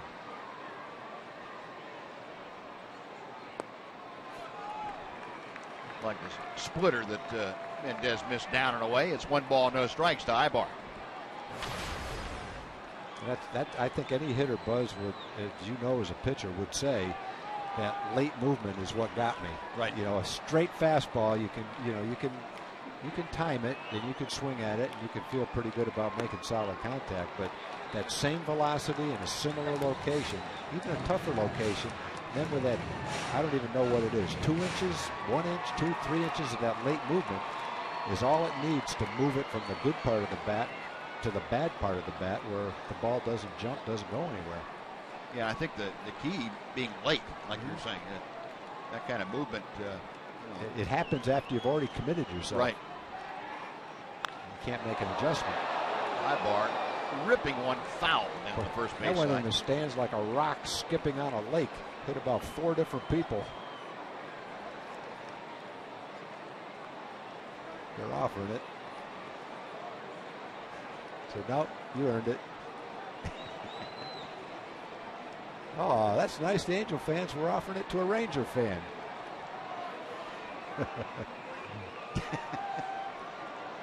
2-1 the count to Ibar.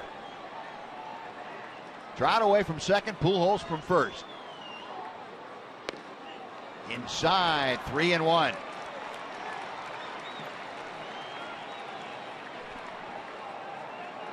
Ibar against Mendez in the past, 1 for 2. Not a lot of matchups, but he's also drawn a walk. Mendez now in a key spot with the go-ahead run at second base. Ibar a good solid hitter, especially when he's ahead in the count. The 3-1 pitch coming. Out of play, and that will fill the count. So with 2 outs now, both Trout and Pujols will be off with the next pitch. If Ibar keeps his 6th inning going, C.J. Cron, the DH, is loosening up in the on-deck circle.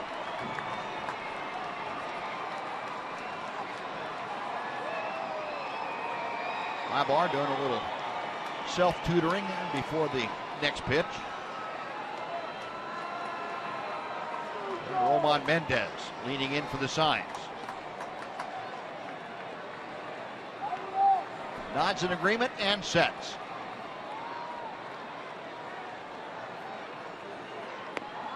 Tried the outside corner, just missed. And Ibar draws the walk. The bases are full with Cron coming up. And Mike Maddox on his way to the hill.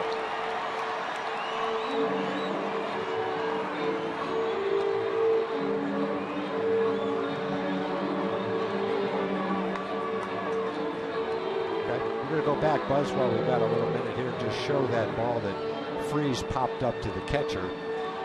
We've shown it where it was when he swung, kind of up and in, right off the handle there. And there's number 6. You can see it at the top of the strike zone, and it's not a strike. It's off the plate. If you looked at that same Fox tracks for the one that he hit last night, it would have been kind of in the middle of the plate and a strike touching the corner. So the one that he got him with tonight was several inches more inside and 5 or 6 inches higher. It sounds like just a little bit, but that little difference with a little movement is all it takes to be the difference between a home run and a weak pop-up. Yeah. Just a little bit of a difference.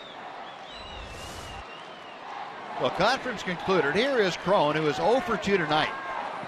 He has popped out and struck out. And he takes the breaking ball for strike 1. Mentioned Cron, that career high tying 3-hit game last night. Still hitting right at 200. He has Trout, Pujols, and Ibar on the bases. And Mendez trying to leave him there. 1-1. Well, the inning started with back-to-back singles from Green and Calhoun. A walk to Trout drove Kobe Lewis from the game. Albert Pujols an RBI single, and Willis Martin shot down Calhoun trying to score. Foul back right in front of us. Getting out of the way. I'm not trying to catch that. I don't want it. I jumped out of the way. Give it to your son. It was right there. See, now a good stage manager is supposed to protect the announcer. That's right. John Reynolds now trying to give excuses why he... No, we both dove out of the way. Hey, I can't in good conscience. To center field, here comes Martin. He can't get it. Trout scores. Here comes Pujols. He will score. On to third is Ibar. He's going to try to score. The throw is high. The tag is made, and he's out.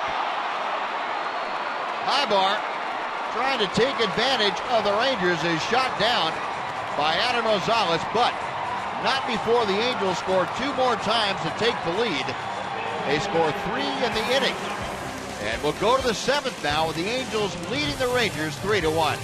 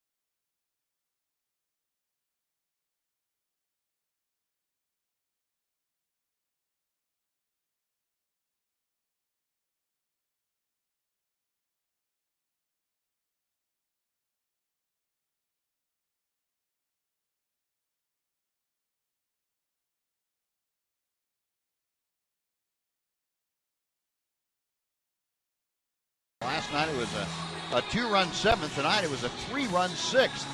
They have taken a 2-run advantage over the Rangers. It's 3-1 now. Rangers have still out-hit the Angels. And Jose Alvarez, the left-hander, has come into the ballgame to take over on the hill.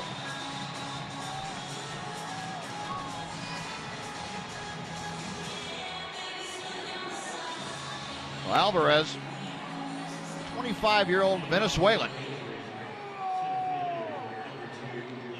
came up with the Angels for a couple of games last year. He was brought over from the Tigers organization, the exchange for Andrew Romine a year ago, March. And he is on now to face the top of the Ranger order. Leonis Martin will start things. Jake Smolinski and Prince Fielder to follow. Leonis is 1 for 3 tonight. And the left-handed Alvarez throws a little bit low for ball 1. Leonis' once base hit was a bunt base hit against C.J. Wilson. You might look for him to maybe lay one down here against the left-hander Alvarez.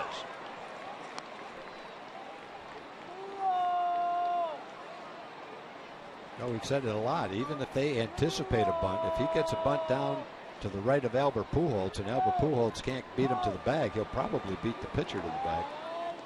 Alvarez really doesn't fall extremely toward third base. He's in a little bit better position than some left-handers are after they let go of the ball. 2-1 to Martin. Now 2-2. Well, Leonis has faced Alvarez a couple of times. He is 1 for 2. Had a line drive single his last time against him. The 2-2 pitch. Didn't want to do it. Couldn't get the bat out of the way. Martin looked like he was taken all away on that 2-1 pitch. Yeah. 2-1 fastball. Tried to check his swing on that one out of the strike zone and fouled it off.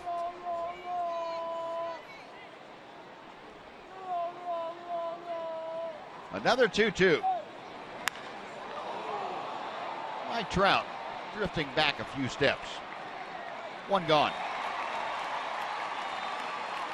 Martin flying out to his counterpart in center field.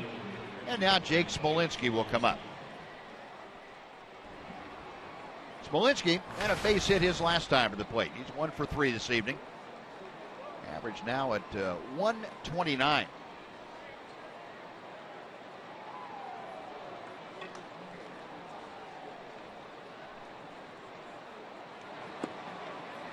Backdoor hook is in for strike 1.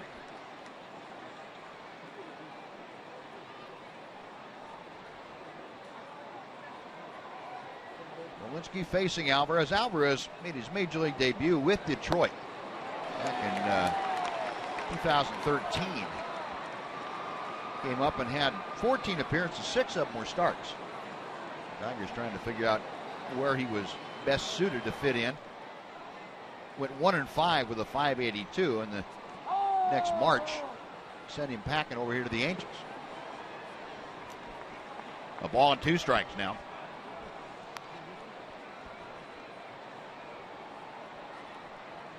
Alvarez originally property of the Boston Red Sox organization.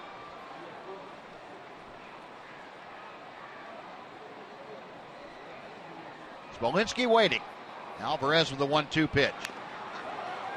Fouled straight down. We'll try it again. From several straight changeups in this at bat. Pretty good changeup too, 79 miles an hour. Jake just got a piece of that last one. Yeah, Alvarez will feature that changeup. Also, we've seen a pretty good curveball. Throw a slider occasionally to left-handed hitters. And a sinking 2-seam fastball. Down and in, and Smolinski couldn't check his swing. 2 gone.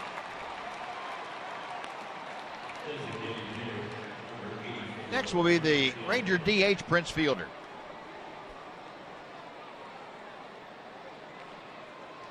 Fielder and Alvarez, teammates with the Tigers back in 2013.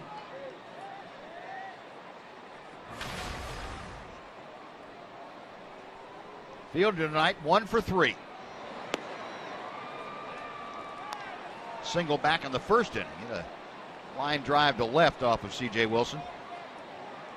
Wilson, by the way, will have no decision tonight. C.J. went 5 2/3, allowed the 1 Ranger run on 7 hits with 3 walks, 4 strikeouts. And a pitch hit him. It came in and was either a curveball that didn't curve or a changeup. Whatever it was, Prince took it off the right shoulder and just trotted to first base. Well, in this situation, you're down by a couple of runs, you'll take a base runner. Yeah, it looked like a curveball that just never came around toward the plate. But you got Adrian up there, got a shot of hitting one out of here. And Mike Socia said that's all they need to see from Jose Alvarez with a right-hander Beltre coming up. We're going to see Mike Morin, right-hander coming in from the Angel bullpen. We will tell you all about the young right-hander when we come back. Another timeout on Fox Sports Southwest.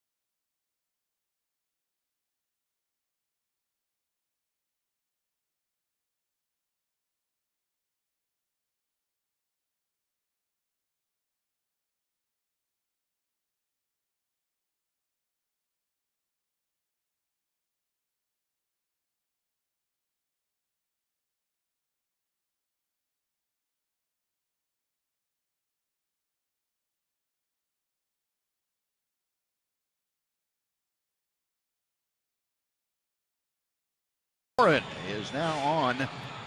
Morin appearing in his 9th game already this year. He appeared in 60 last year. He has become one of the mainstays, late inning in the Angel bullpen.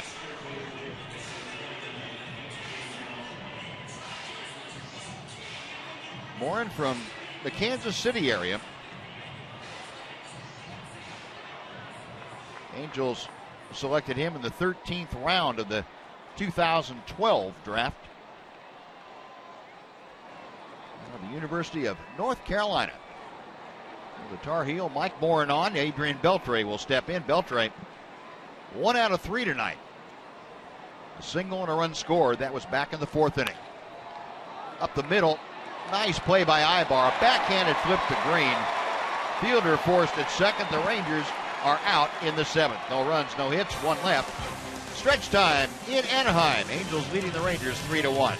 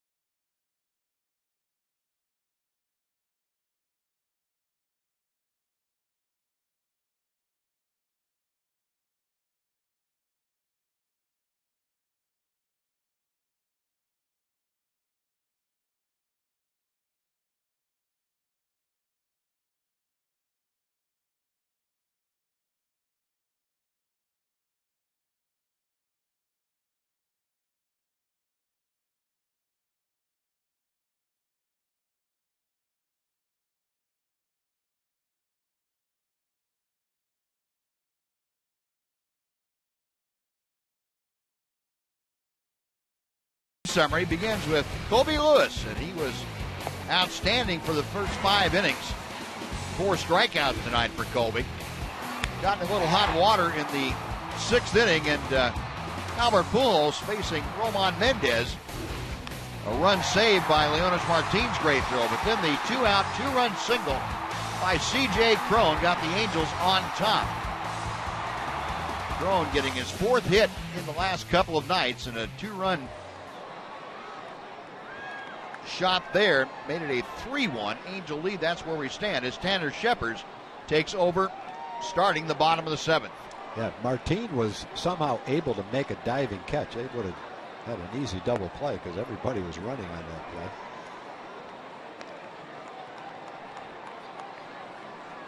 Numbers for Tanner Scheppers. This is his 5th game since coming off the disabled list in the rehab stint.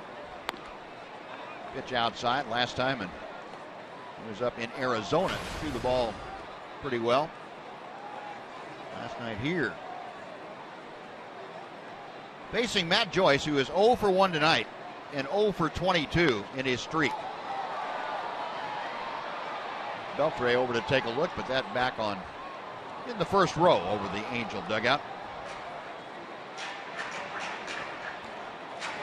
Tanner Scheppers came on and worked 1 inning in relief of Wandy Rodriguez last night. Had a couple of strikeouts, gave up a leadoff hit, but able to work around that. 2-2, the count to Joyce. Moreland backing up, overhand throw to Scheppers covering. Nice play on both ends, and that is out number 1. Let's send it back to our studios at Fox Sports Southwest, a Mazda game break with John Radigan.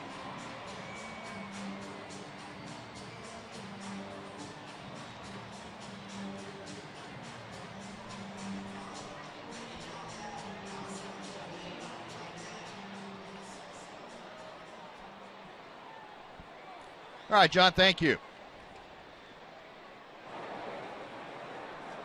Drew Butera 0 for 2 in his start this evening.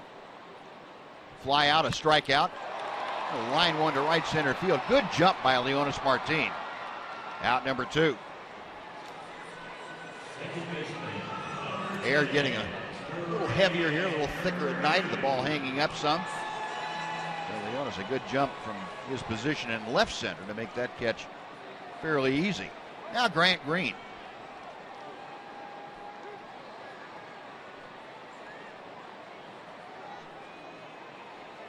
Green started that 6th inning by singling to center field against Colby Lewis. Came around to score on the Albert Pujols base hit.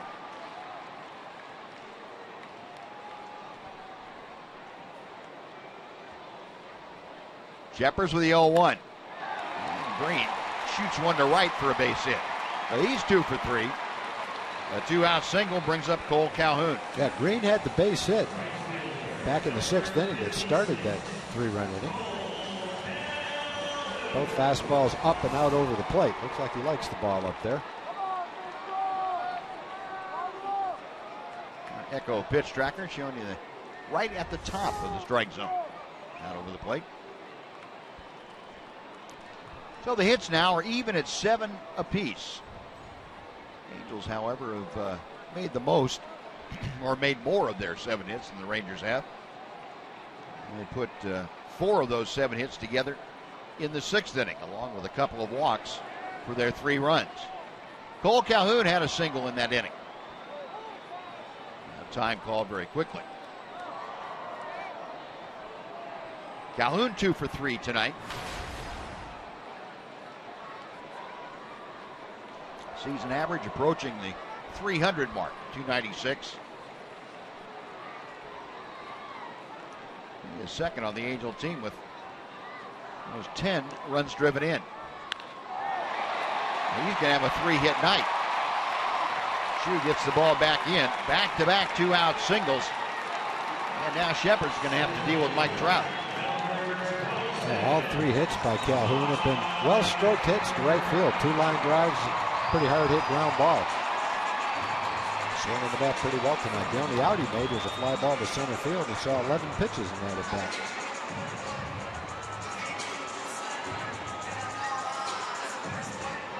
Like Anthony Bass loosening in the Ranger bullpen. Mike Maddox out to talk with Tanner Shepard. Well, we have a second here. I'd like to remind you that CBS 11 and TXA 21 bring you Weather Day on Thursday, May 14th. And before the 105 game start against the Royals, come on out early and enjoy the fun and educational program from the CBS 11 weather team. Then kick back and enjoy a weekday matinee game. Visit TexasRangers.com for details. Well, here's Mike Trout, who has singled and walked in 3 trips to the plate. 1 for 2 officially. Got Green at second, Calhoun at first, and Shepard spinning around as if to make a throw, and the only one at second base was Green. Well, he didn't make a throw. Yeah, he wasn't going to catch it. Only chance he would have had to drill Green so the ball didn't go into center field. Well, you throw it hard enough to Leonis, and Leonis might throw him out at third. That could be a good play. It could be. 1 hopper to the center fielder. Planned play. Winning run at second base in some ball game late in the game. That would take some courage to call that play. It would. Yeah, it would. Leonis would get it done, though. If you got him the ball, he would get it done. Yeah. It would just not look very good if it 1 hopped right by him, though, towards center field.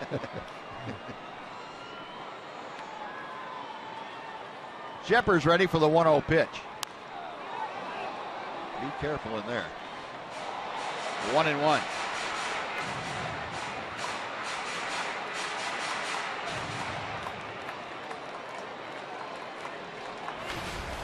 Mike Trout, a .323 average. Facing Shepard's. Tanner's gotten him 3 times. 0 for 3. And he's walked him twice also. In tight. 2-1.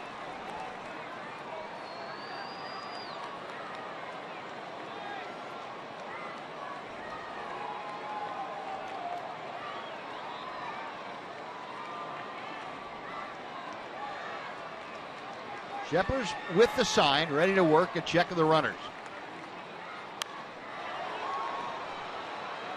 2 balls, 2 strikes.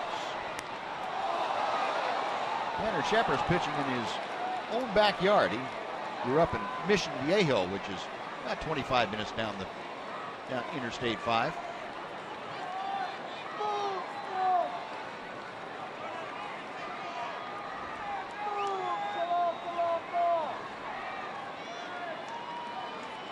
Robinson Chirinos with the signals.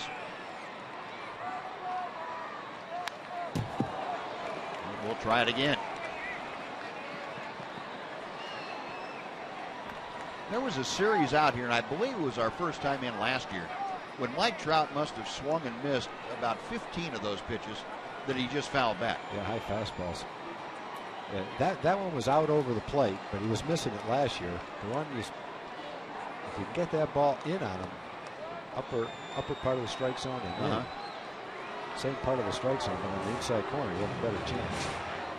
Echo pitch tracker showing you the location of that last fastball. I'd still throw him up there and out over the plate than down and out over the plate. Yeah. They had a good swing at that, but all it was a foul ball. He still doesn't really regularly connect on that high pitch. And that mini conference concluded. Shepard's ready to work. Chirinos back down behind home plate. High and tight. The count now is full. What he's trying to do. Yeah. Well, last inning started pretty much the same way. 2 hits and then Trout walked. 2 hits and 3-2 right now on Trout. And with 2 outs, Green and Calhoun will be off and moving, and Albert Pujols looming in that on-deck circle. Time called.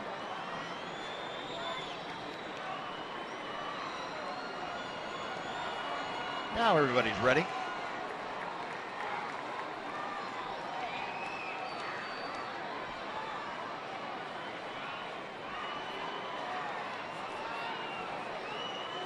Shot backing out, figuring that Shepard is taking the time, and actually it was Chirinos that was waiting to give the signals until he was sure that Trout wasn't looking back there.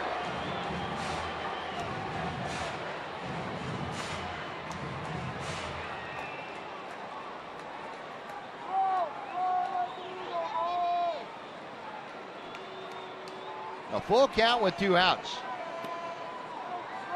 Angels leading 3-1, and Tanner Shepard's dealing to Mike Trout, trying to keep it at a 3-1 ball game.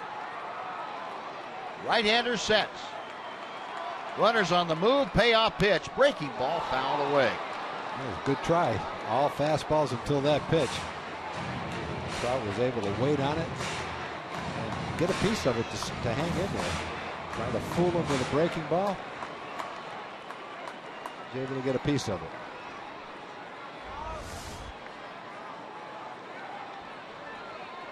Again, Shepard's peering in.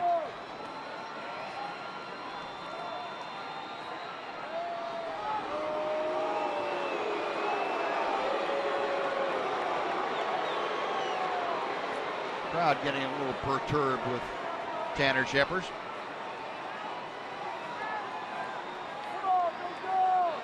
Crowd back in the box, wagging that bat back and forth. Shepard's ready to go. Runners on the move, another 3-2, high and tight and hitting. Well, that will load the bases for Pujols.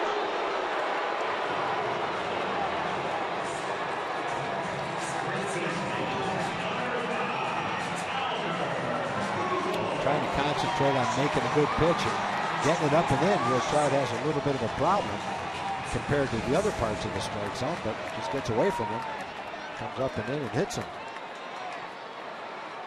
Yeah, that's got to be a tough pitch for a hitter to avoid. The 3-2 you're looking at over the plate. Yeah, there's nothing you can do, especially when it's coming 95 miles an hour. Just glad it hit him in looked like the soft part of his muscle of his upper arm. Well, here's Pujols, who had an RBI single in the 6th inning. He was hitting then with the bases loaded, but nobody out. Takes a breaking ball for ball 1. That hit for Pujols drove in his 8th run of the year. How about a career average of .337 with the bases loaded? Not too shabby. Nope, I guess not. Dozen grand slams.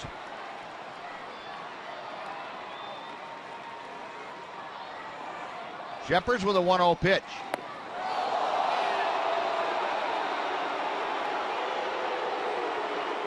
Well, Pujols going, arms flailing all out of the way. That wasn't that close, really.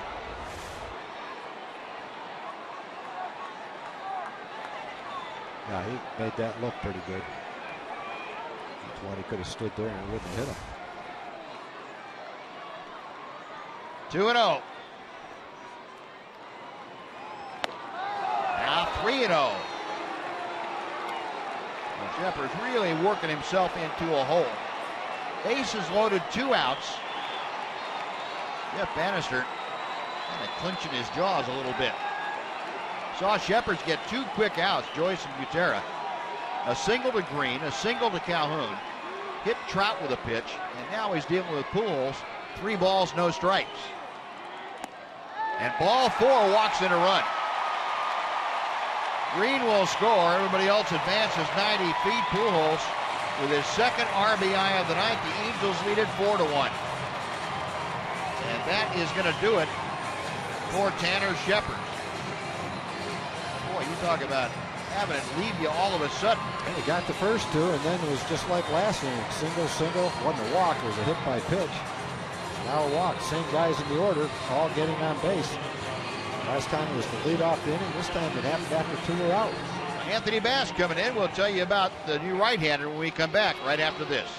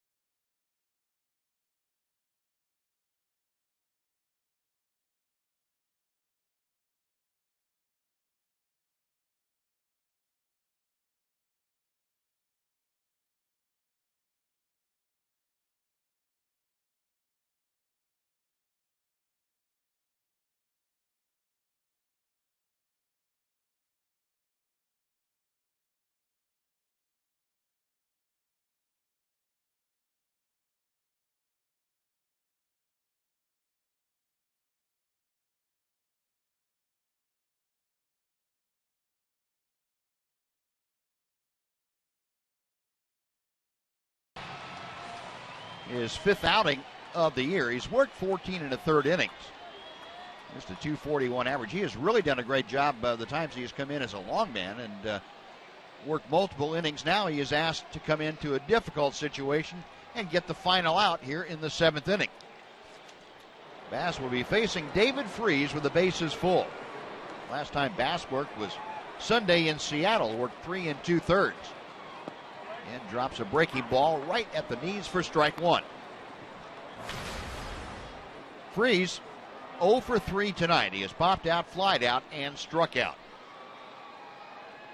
Couple of career grand slams. He does have the bases full of Angel teammates. Angels leading 4-1.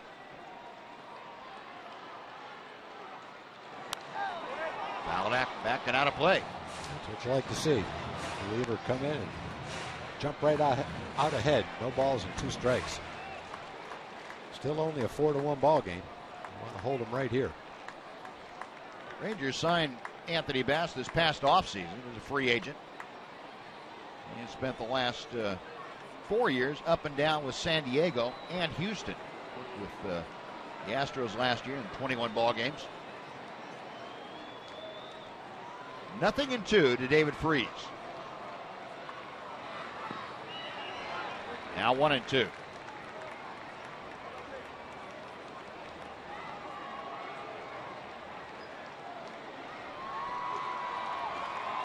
Angels 4 runs on 8 hits. Rangers 1 run on 7 hits.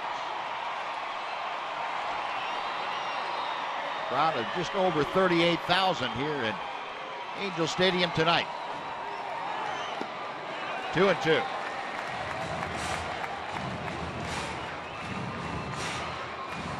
This is the pitch you'd prefer to get the hitter on. You'd rather not go to 3-2 and give the runners the opportunity to take off.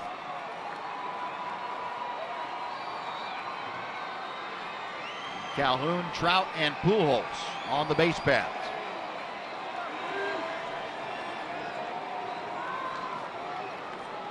Pass to the plate. Call strike 3. Got him on the low inside corner. Freese didn't think so, but that'll do it for the Angels. They do score a run on 2 hits, but leave the bases full. Anthony Bass gets it done. We're going to the 8th, 4-1.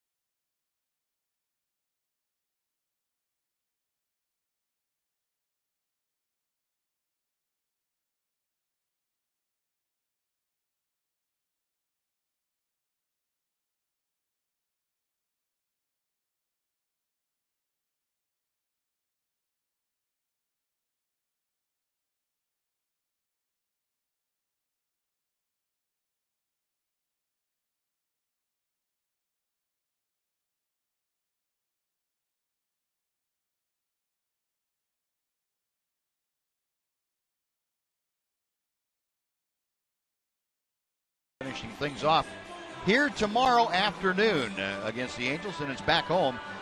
A 6-game homestand starting on Monday. The Mariners in for 3, an off day on Thursday. And then the month of May begins with the Oakland A's in town Friday, Saturday, and Sunday of next week. Then it's on to Houston and Tampa Bay as the road schedule resumes for the Rangers. Ranger fans here saying, come on, guys, let's go. Well, they're coming to bat here in the top of the 8th inning, trailing now 4-1. And Fernando Salas, right-hander, coming out of the Angel bullpen to take over.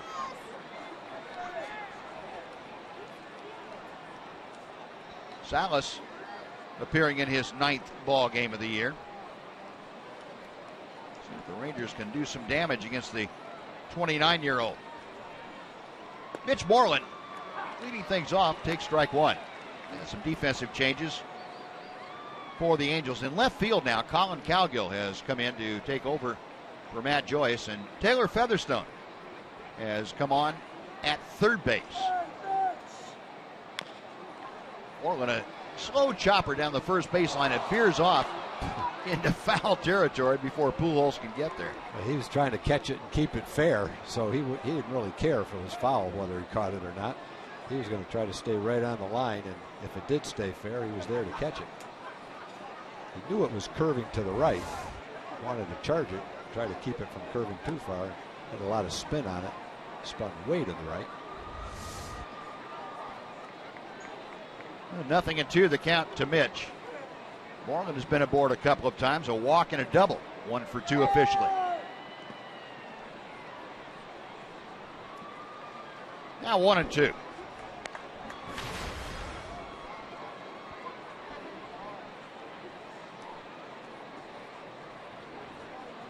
Mitch, a .278 average. Trying to get aboard to start off this Ranger 8th inning. Got him swinging. Salas with a dandy off-speed pitch. Strikeout number 1. Change of speeds, and then really good location and movement. That ball was tailing down, tailing away, right in the outside corner. Nice pitch by Salas. That changeup, really his out pitch. He'll throw a curveball too, but Salas, a fairly good fastball and a changeup that he'll throw anytime to anybody. Here's Elvis. One hopper to Featherston. 2 gone.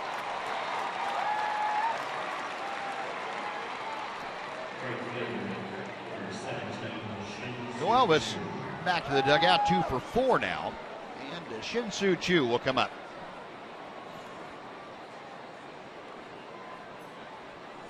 Choo this evening has walked twice and flied to center. He is 0 for 1.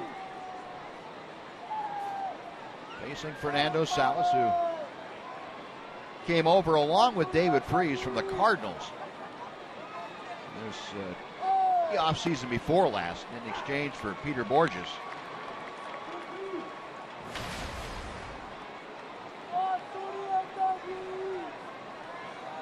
Choo trying to get something positive going for himself. It's been a difficult first few weeks of the season.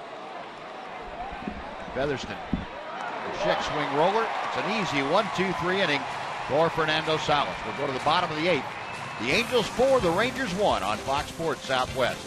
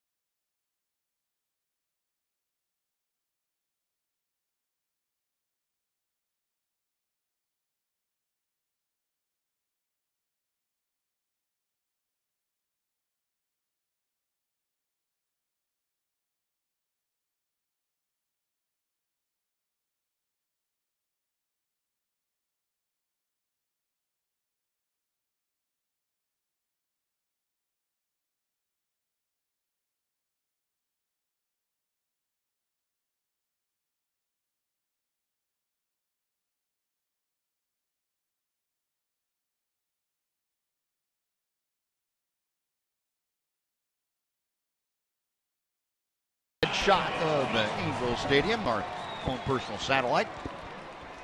Tomorrow afternoon, AT&T Uverse telling you that Nick Martinez will take the hill against the left-hander Hector Santiago. Both pitchers off to a very good start. Of course, Nick 2-0 with an 0.45 ERA. Meanwhile, Santiago 2-1 with a 2.45 ERA. We'll be with you at 2:30 Central Time on Fox Sports Southwest. Eric Ibar leading off against Anthony Bass here in the 8th inning. Ibar 0 for 2 officially, drew a very important walk in the 6th inning. Rosales to first for the out, 1 gone. Next will be C.J. Cron. Cron, the difference in this ball game, he had the 2-run single that capped off that 3-run 6th inning for the Halos.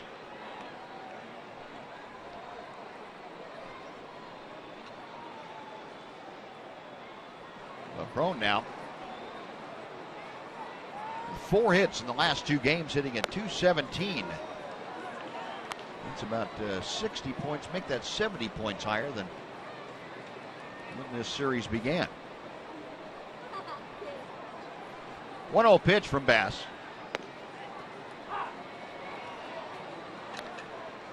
Crone also now up to 5 RBI after getting off to an extremely slow start.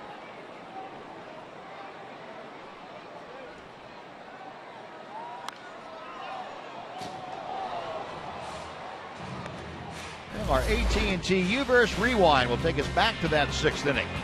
C.J. Crone against Roman Mendez, and oh so close for Leonis Martin in center field. With 2 outs, that 2-run single made it a 3-1 Angel advantage. The Angels would add 1 more in the 7th, and with 1 out here in the 8th inning now lead it by a 4-1 count.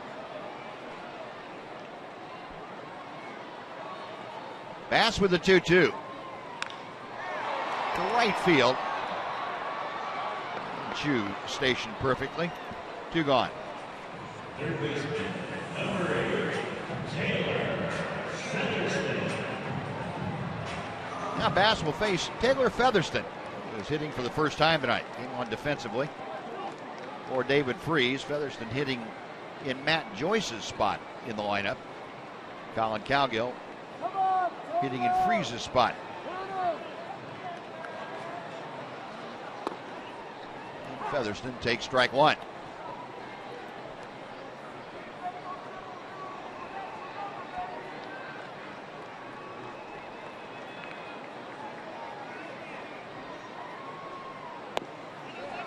Tried to check his swing, could not do it. No balls and 2 strikes. Just an 0 for 5 and very limited in-game action. Used primarily as a defensive replacement for Freese. Utility type infielder. He takes low and away.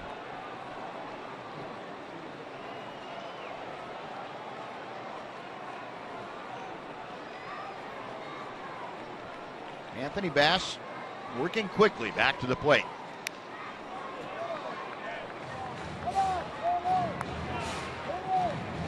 Looking ahead to the Ranger 9th inning. Adam Rosales, Robinson, Chirinos, and back to the top of the order for Leonis Martin.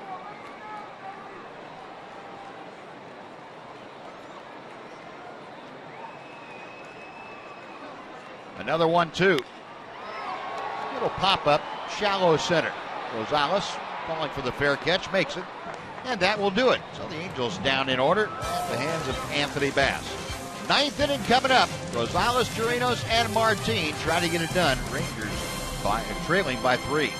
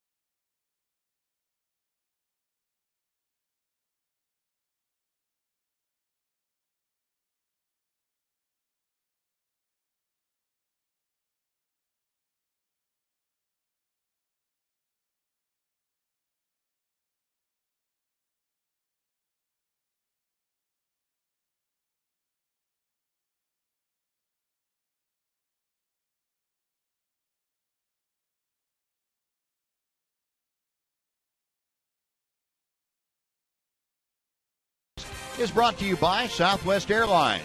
Book your low fare now at southwest.com. By AT&T UVerse TV. UVerse has more live TV channels on the go than cable. And by your Texas Ford dealers. The EcoBoost Challenge is on at your Texas Ford dealer. Get to your best in Texas Ford dealer today. Well, Houston Street on for his second straight night against the Rangers. Got the save in last night's ball game, although it was a little tenuous for Street. Didn't exactly close it out neatly. Gave up a couple of two-out walks.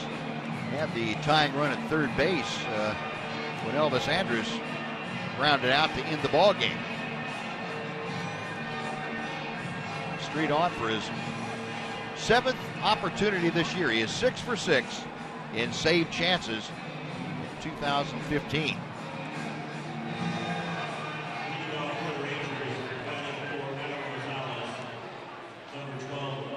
In fact, Street has recorded the save in the last two ball games that the Angels have played.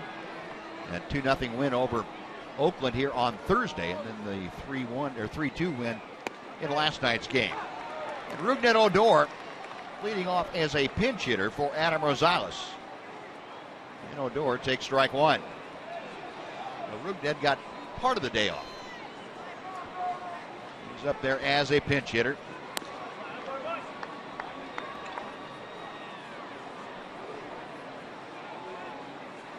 Odor did not face Street in last night's game.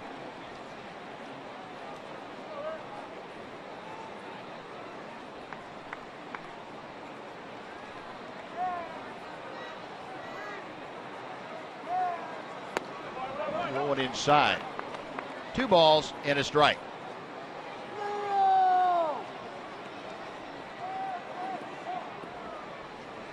Houston Street, the veteran closer, facing Rougned Odor, who's hitting 132. Trout is going to have to lay back and play that on a hop, and Rougned Odor with a leadoff pinch hit single here in the 9th inning gets things going. I thought for a minute that was going to be a ball that Trout would lay out and catch.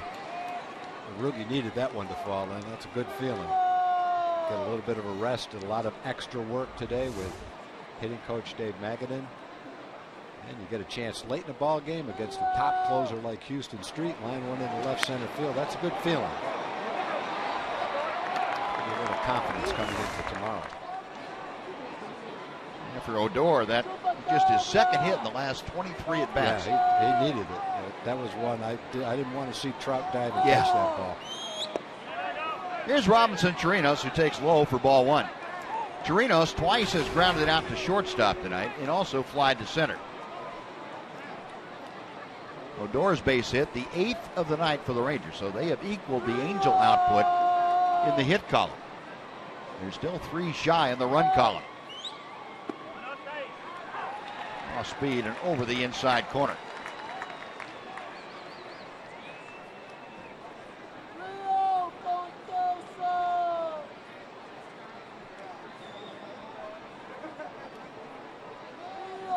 Robinson, a 176 average. 7 RBI. He's got Odor at first. He's that good street slider. 1-2.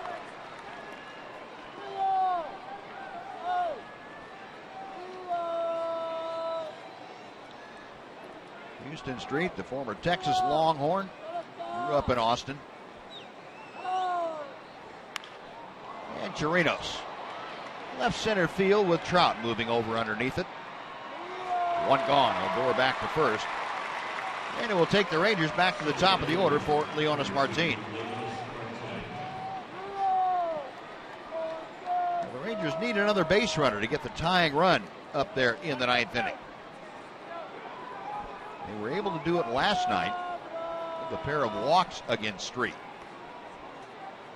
They had a leadoff single from Odor.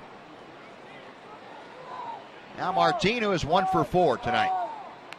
Trying to bunt his way aboard and bunts and foul. Good idea. Not a bad idea. Leonis already has 1 bunt base hit. That was back in the 3rd inning.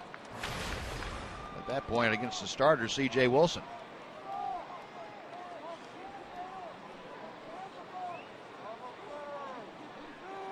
.229 the average for the Rangers center fielder.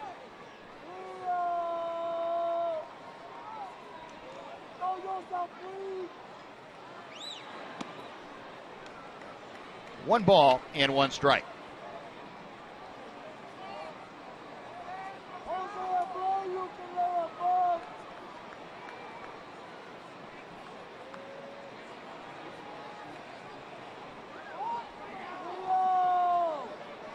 Angel infield playing maybe a step to the right. Let's see, Ibar and Green up the middle at double play depth. Odor not being held tightly at first by Pujols. Low and in. And the count is now 2-1.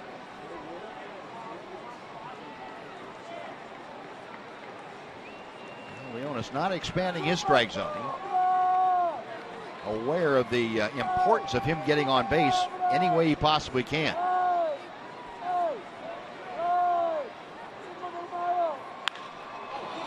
Well, he just missed that. There's been about 5 of those tonight. Calhoun waiting for it to come down, and well shy of the warning track, puts it away. That's out number 2. 350-foot fly balls tonight that the Ranger hitters have just gotten underneath. That had that pretty good sound to it. Leonis not real thrilled with the outcome. That was the good sound, the good part of the bat. Everything was good except he hit it too high. Well, Jeff Bannister sending his last strictly left-handed hitter up there, Carlos Peguero. Only other possible left-hander, Carlos Corporan, a switch hitter on the bench, and Delino Shields left on the bench also.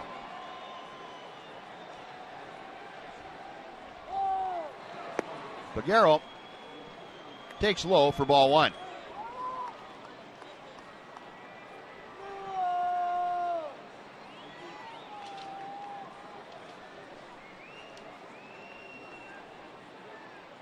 Carlos at 238 with an RBI. Going to second.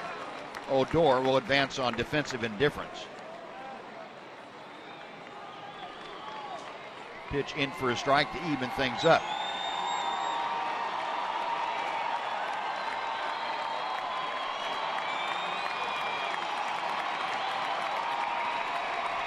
So Peguero hitting for Smolinski.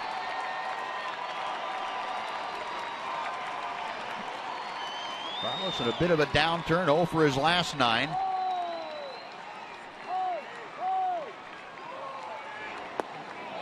And the off-speed pitch floats outside. It's 2-1. Well, the Rangers made street work last night. Maybe that'll have a carryover effect tonight too, and have him hit that wall here. Gave up 2 2-out walks last night. Line to center. Trout moving to his right, reaches down and comes up with it. And the Rangers go down to defeat against the Angels for the second straight night. Tonight, 4-1. Well, Peguero hit it well, but that ball just staying up long enough for Trout to make the catch. Houston Street with his 7th save, and the Angels have won their second straight ball game. So 4-1 the final. We'll come back to Angel Stadium to wrap things up right after this on Fox Sports Southwest.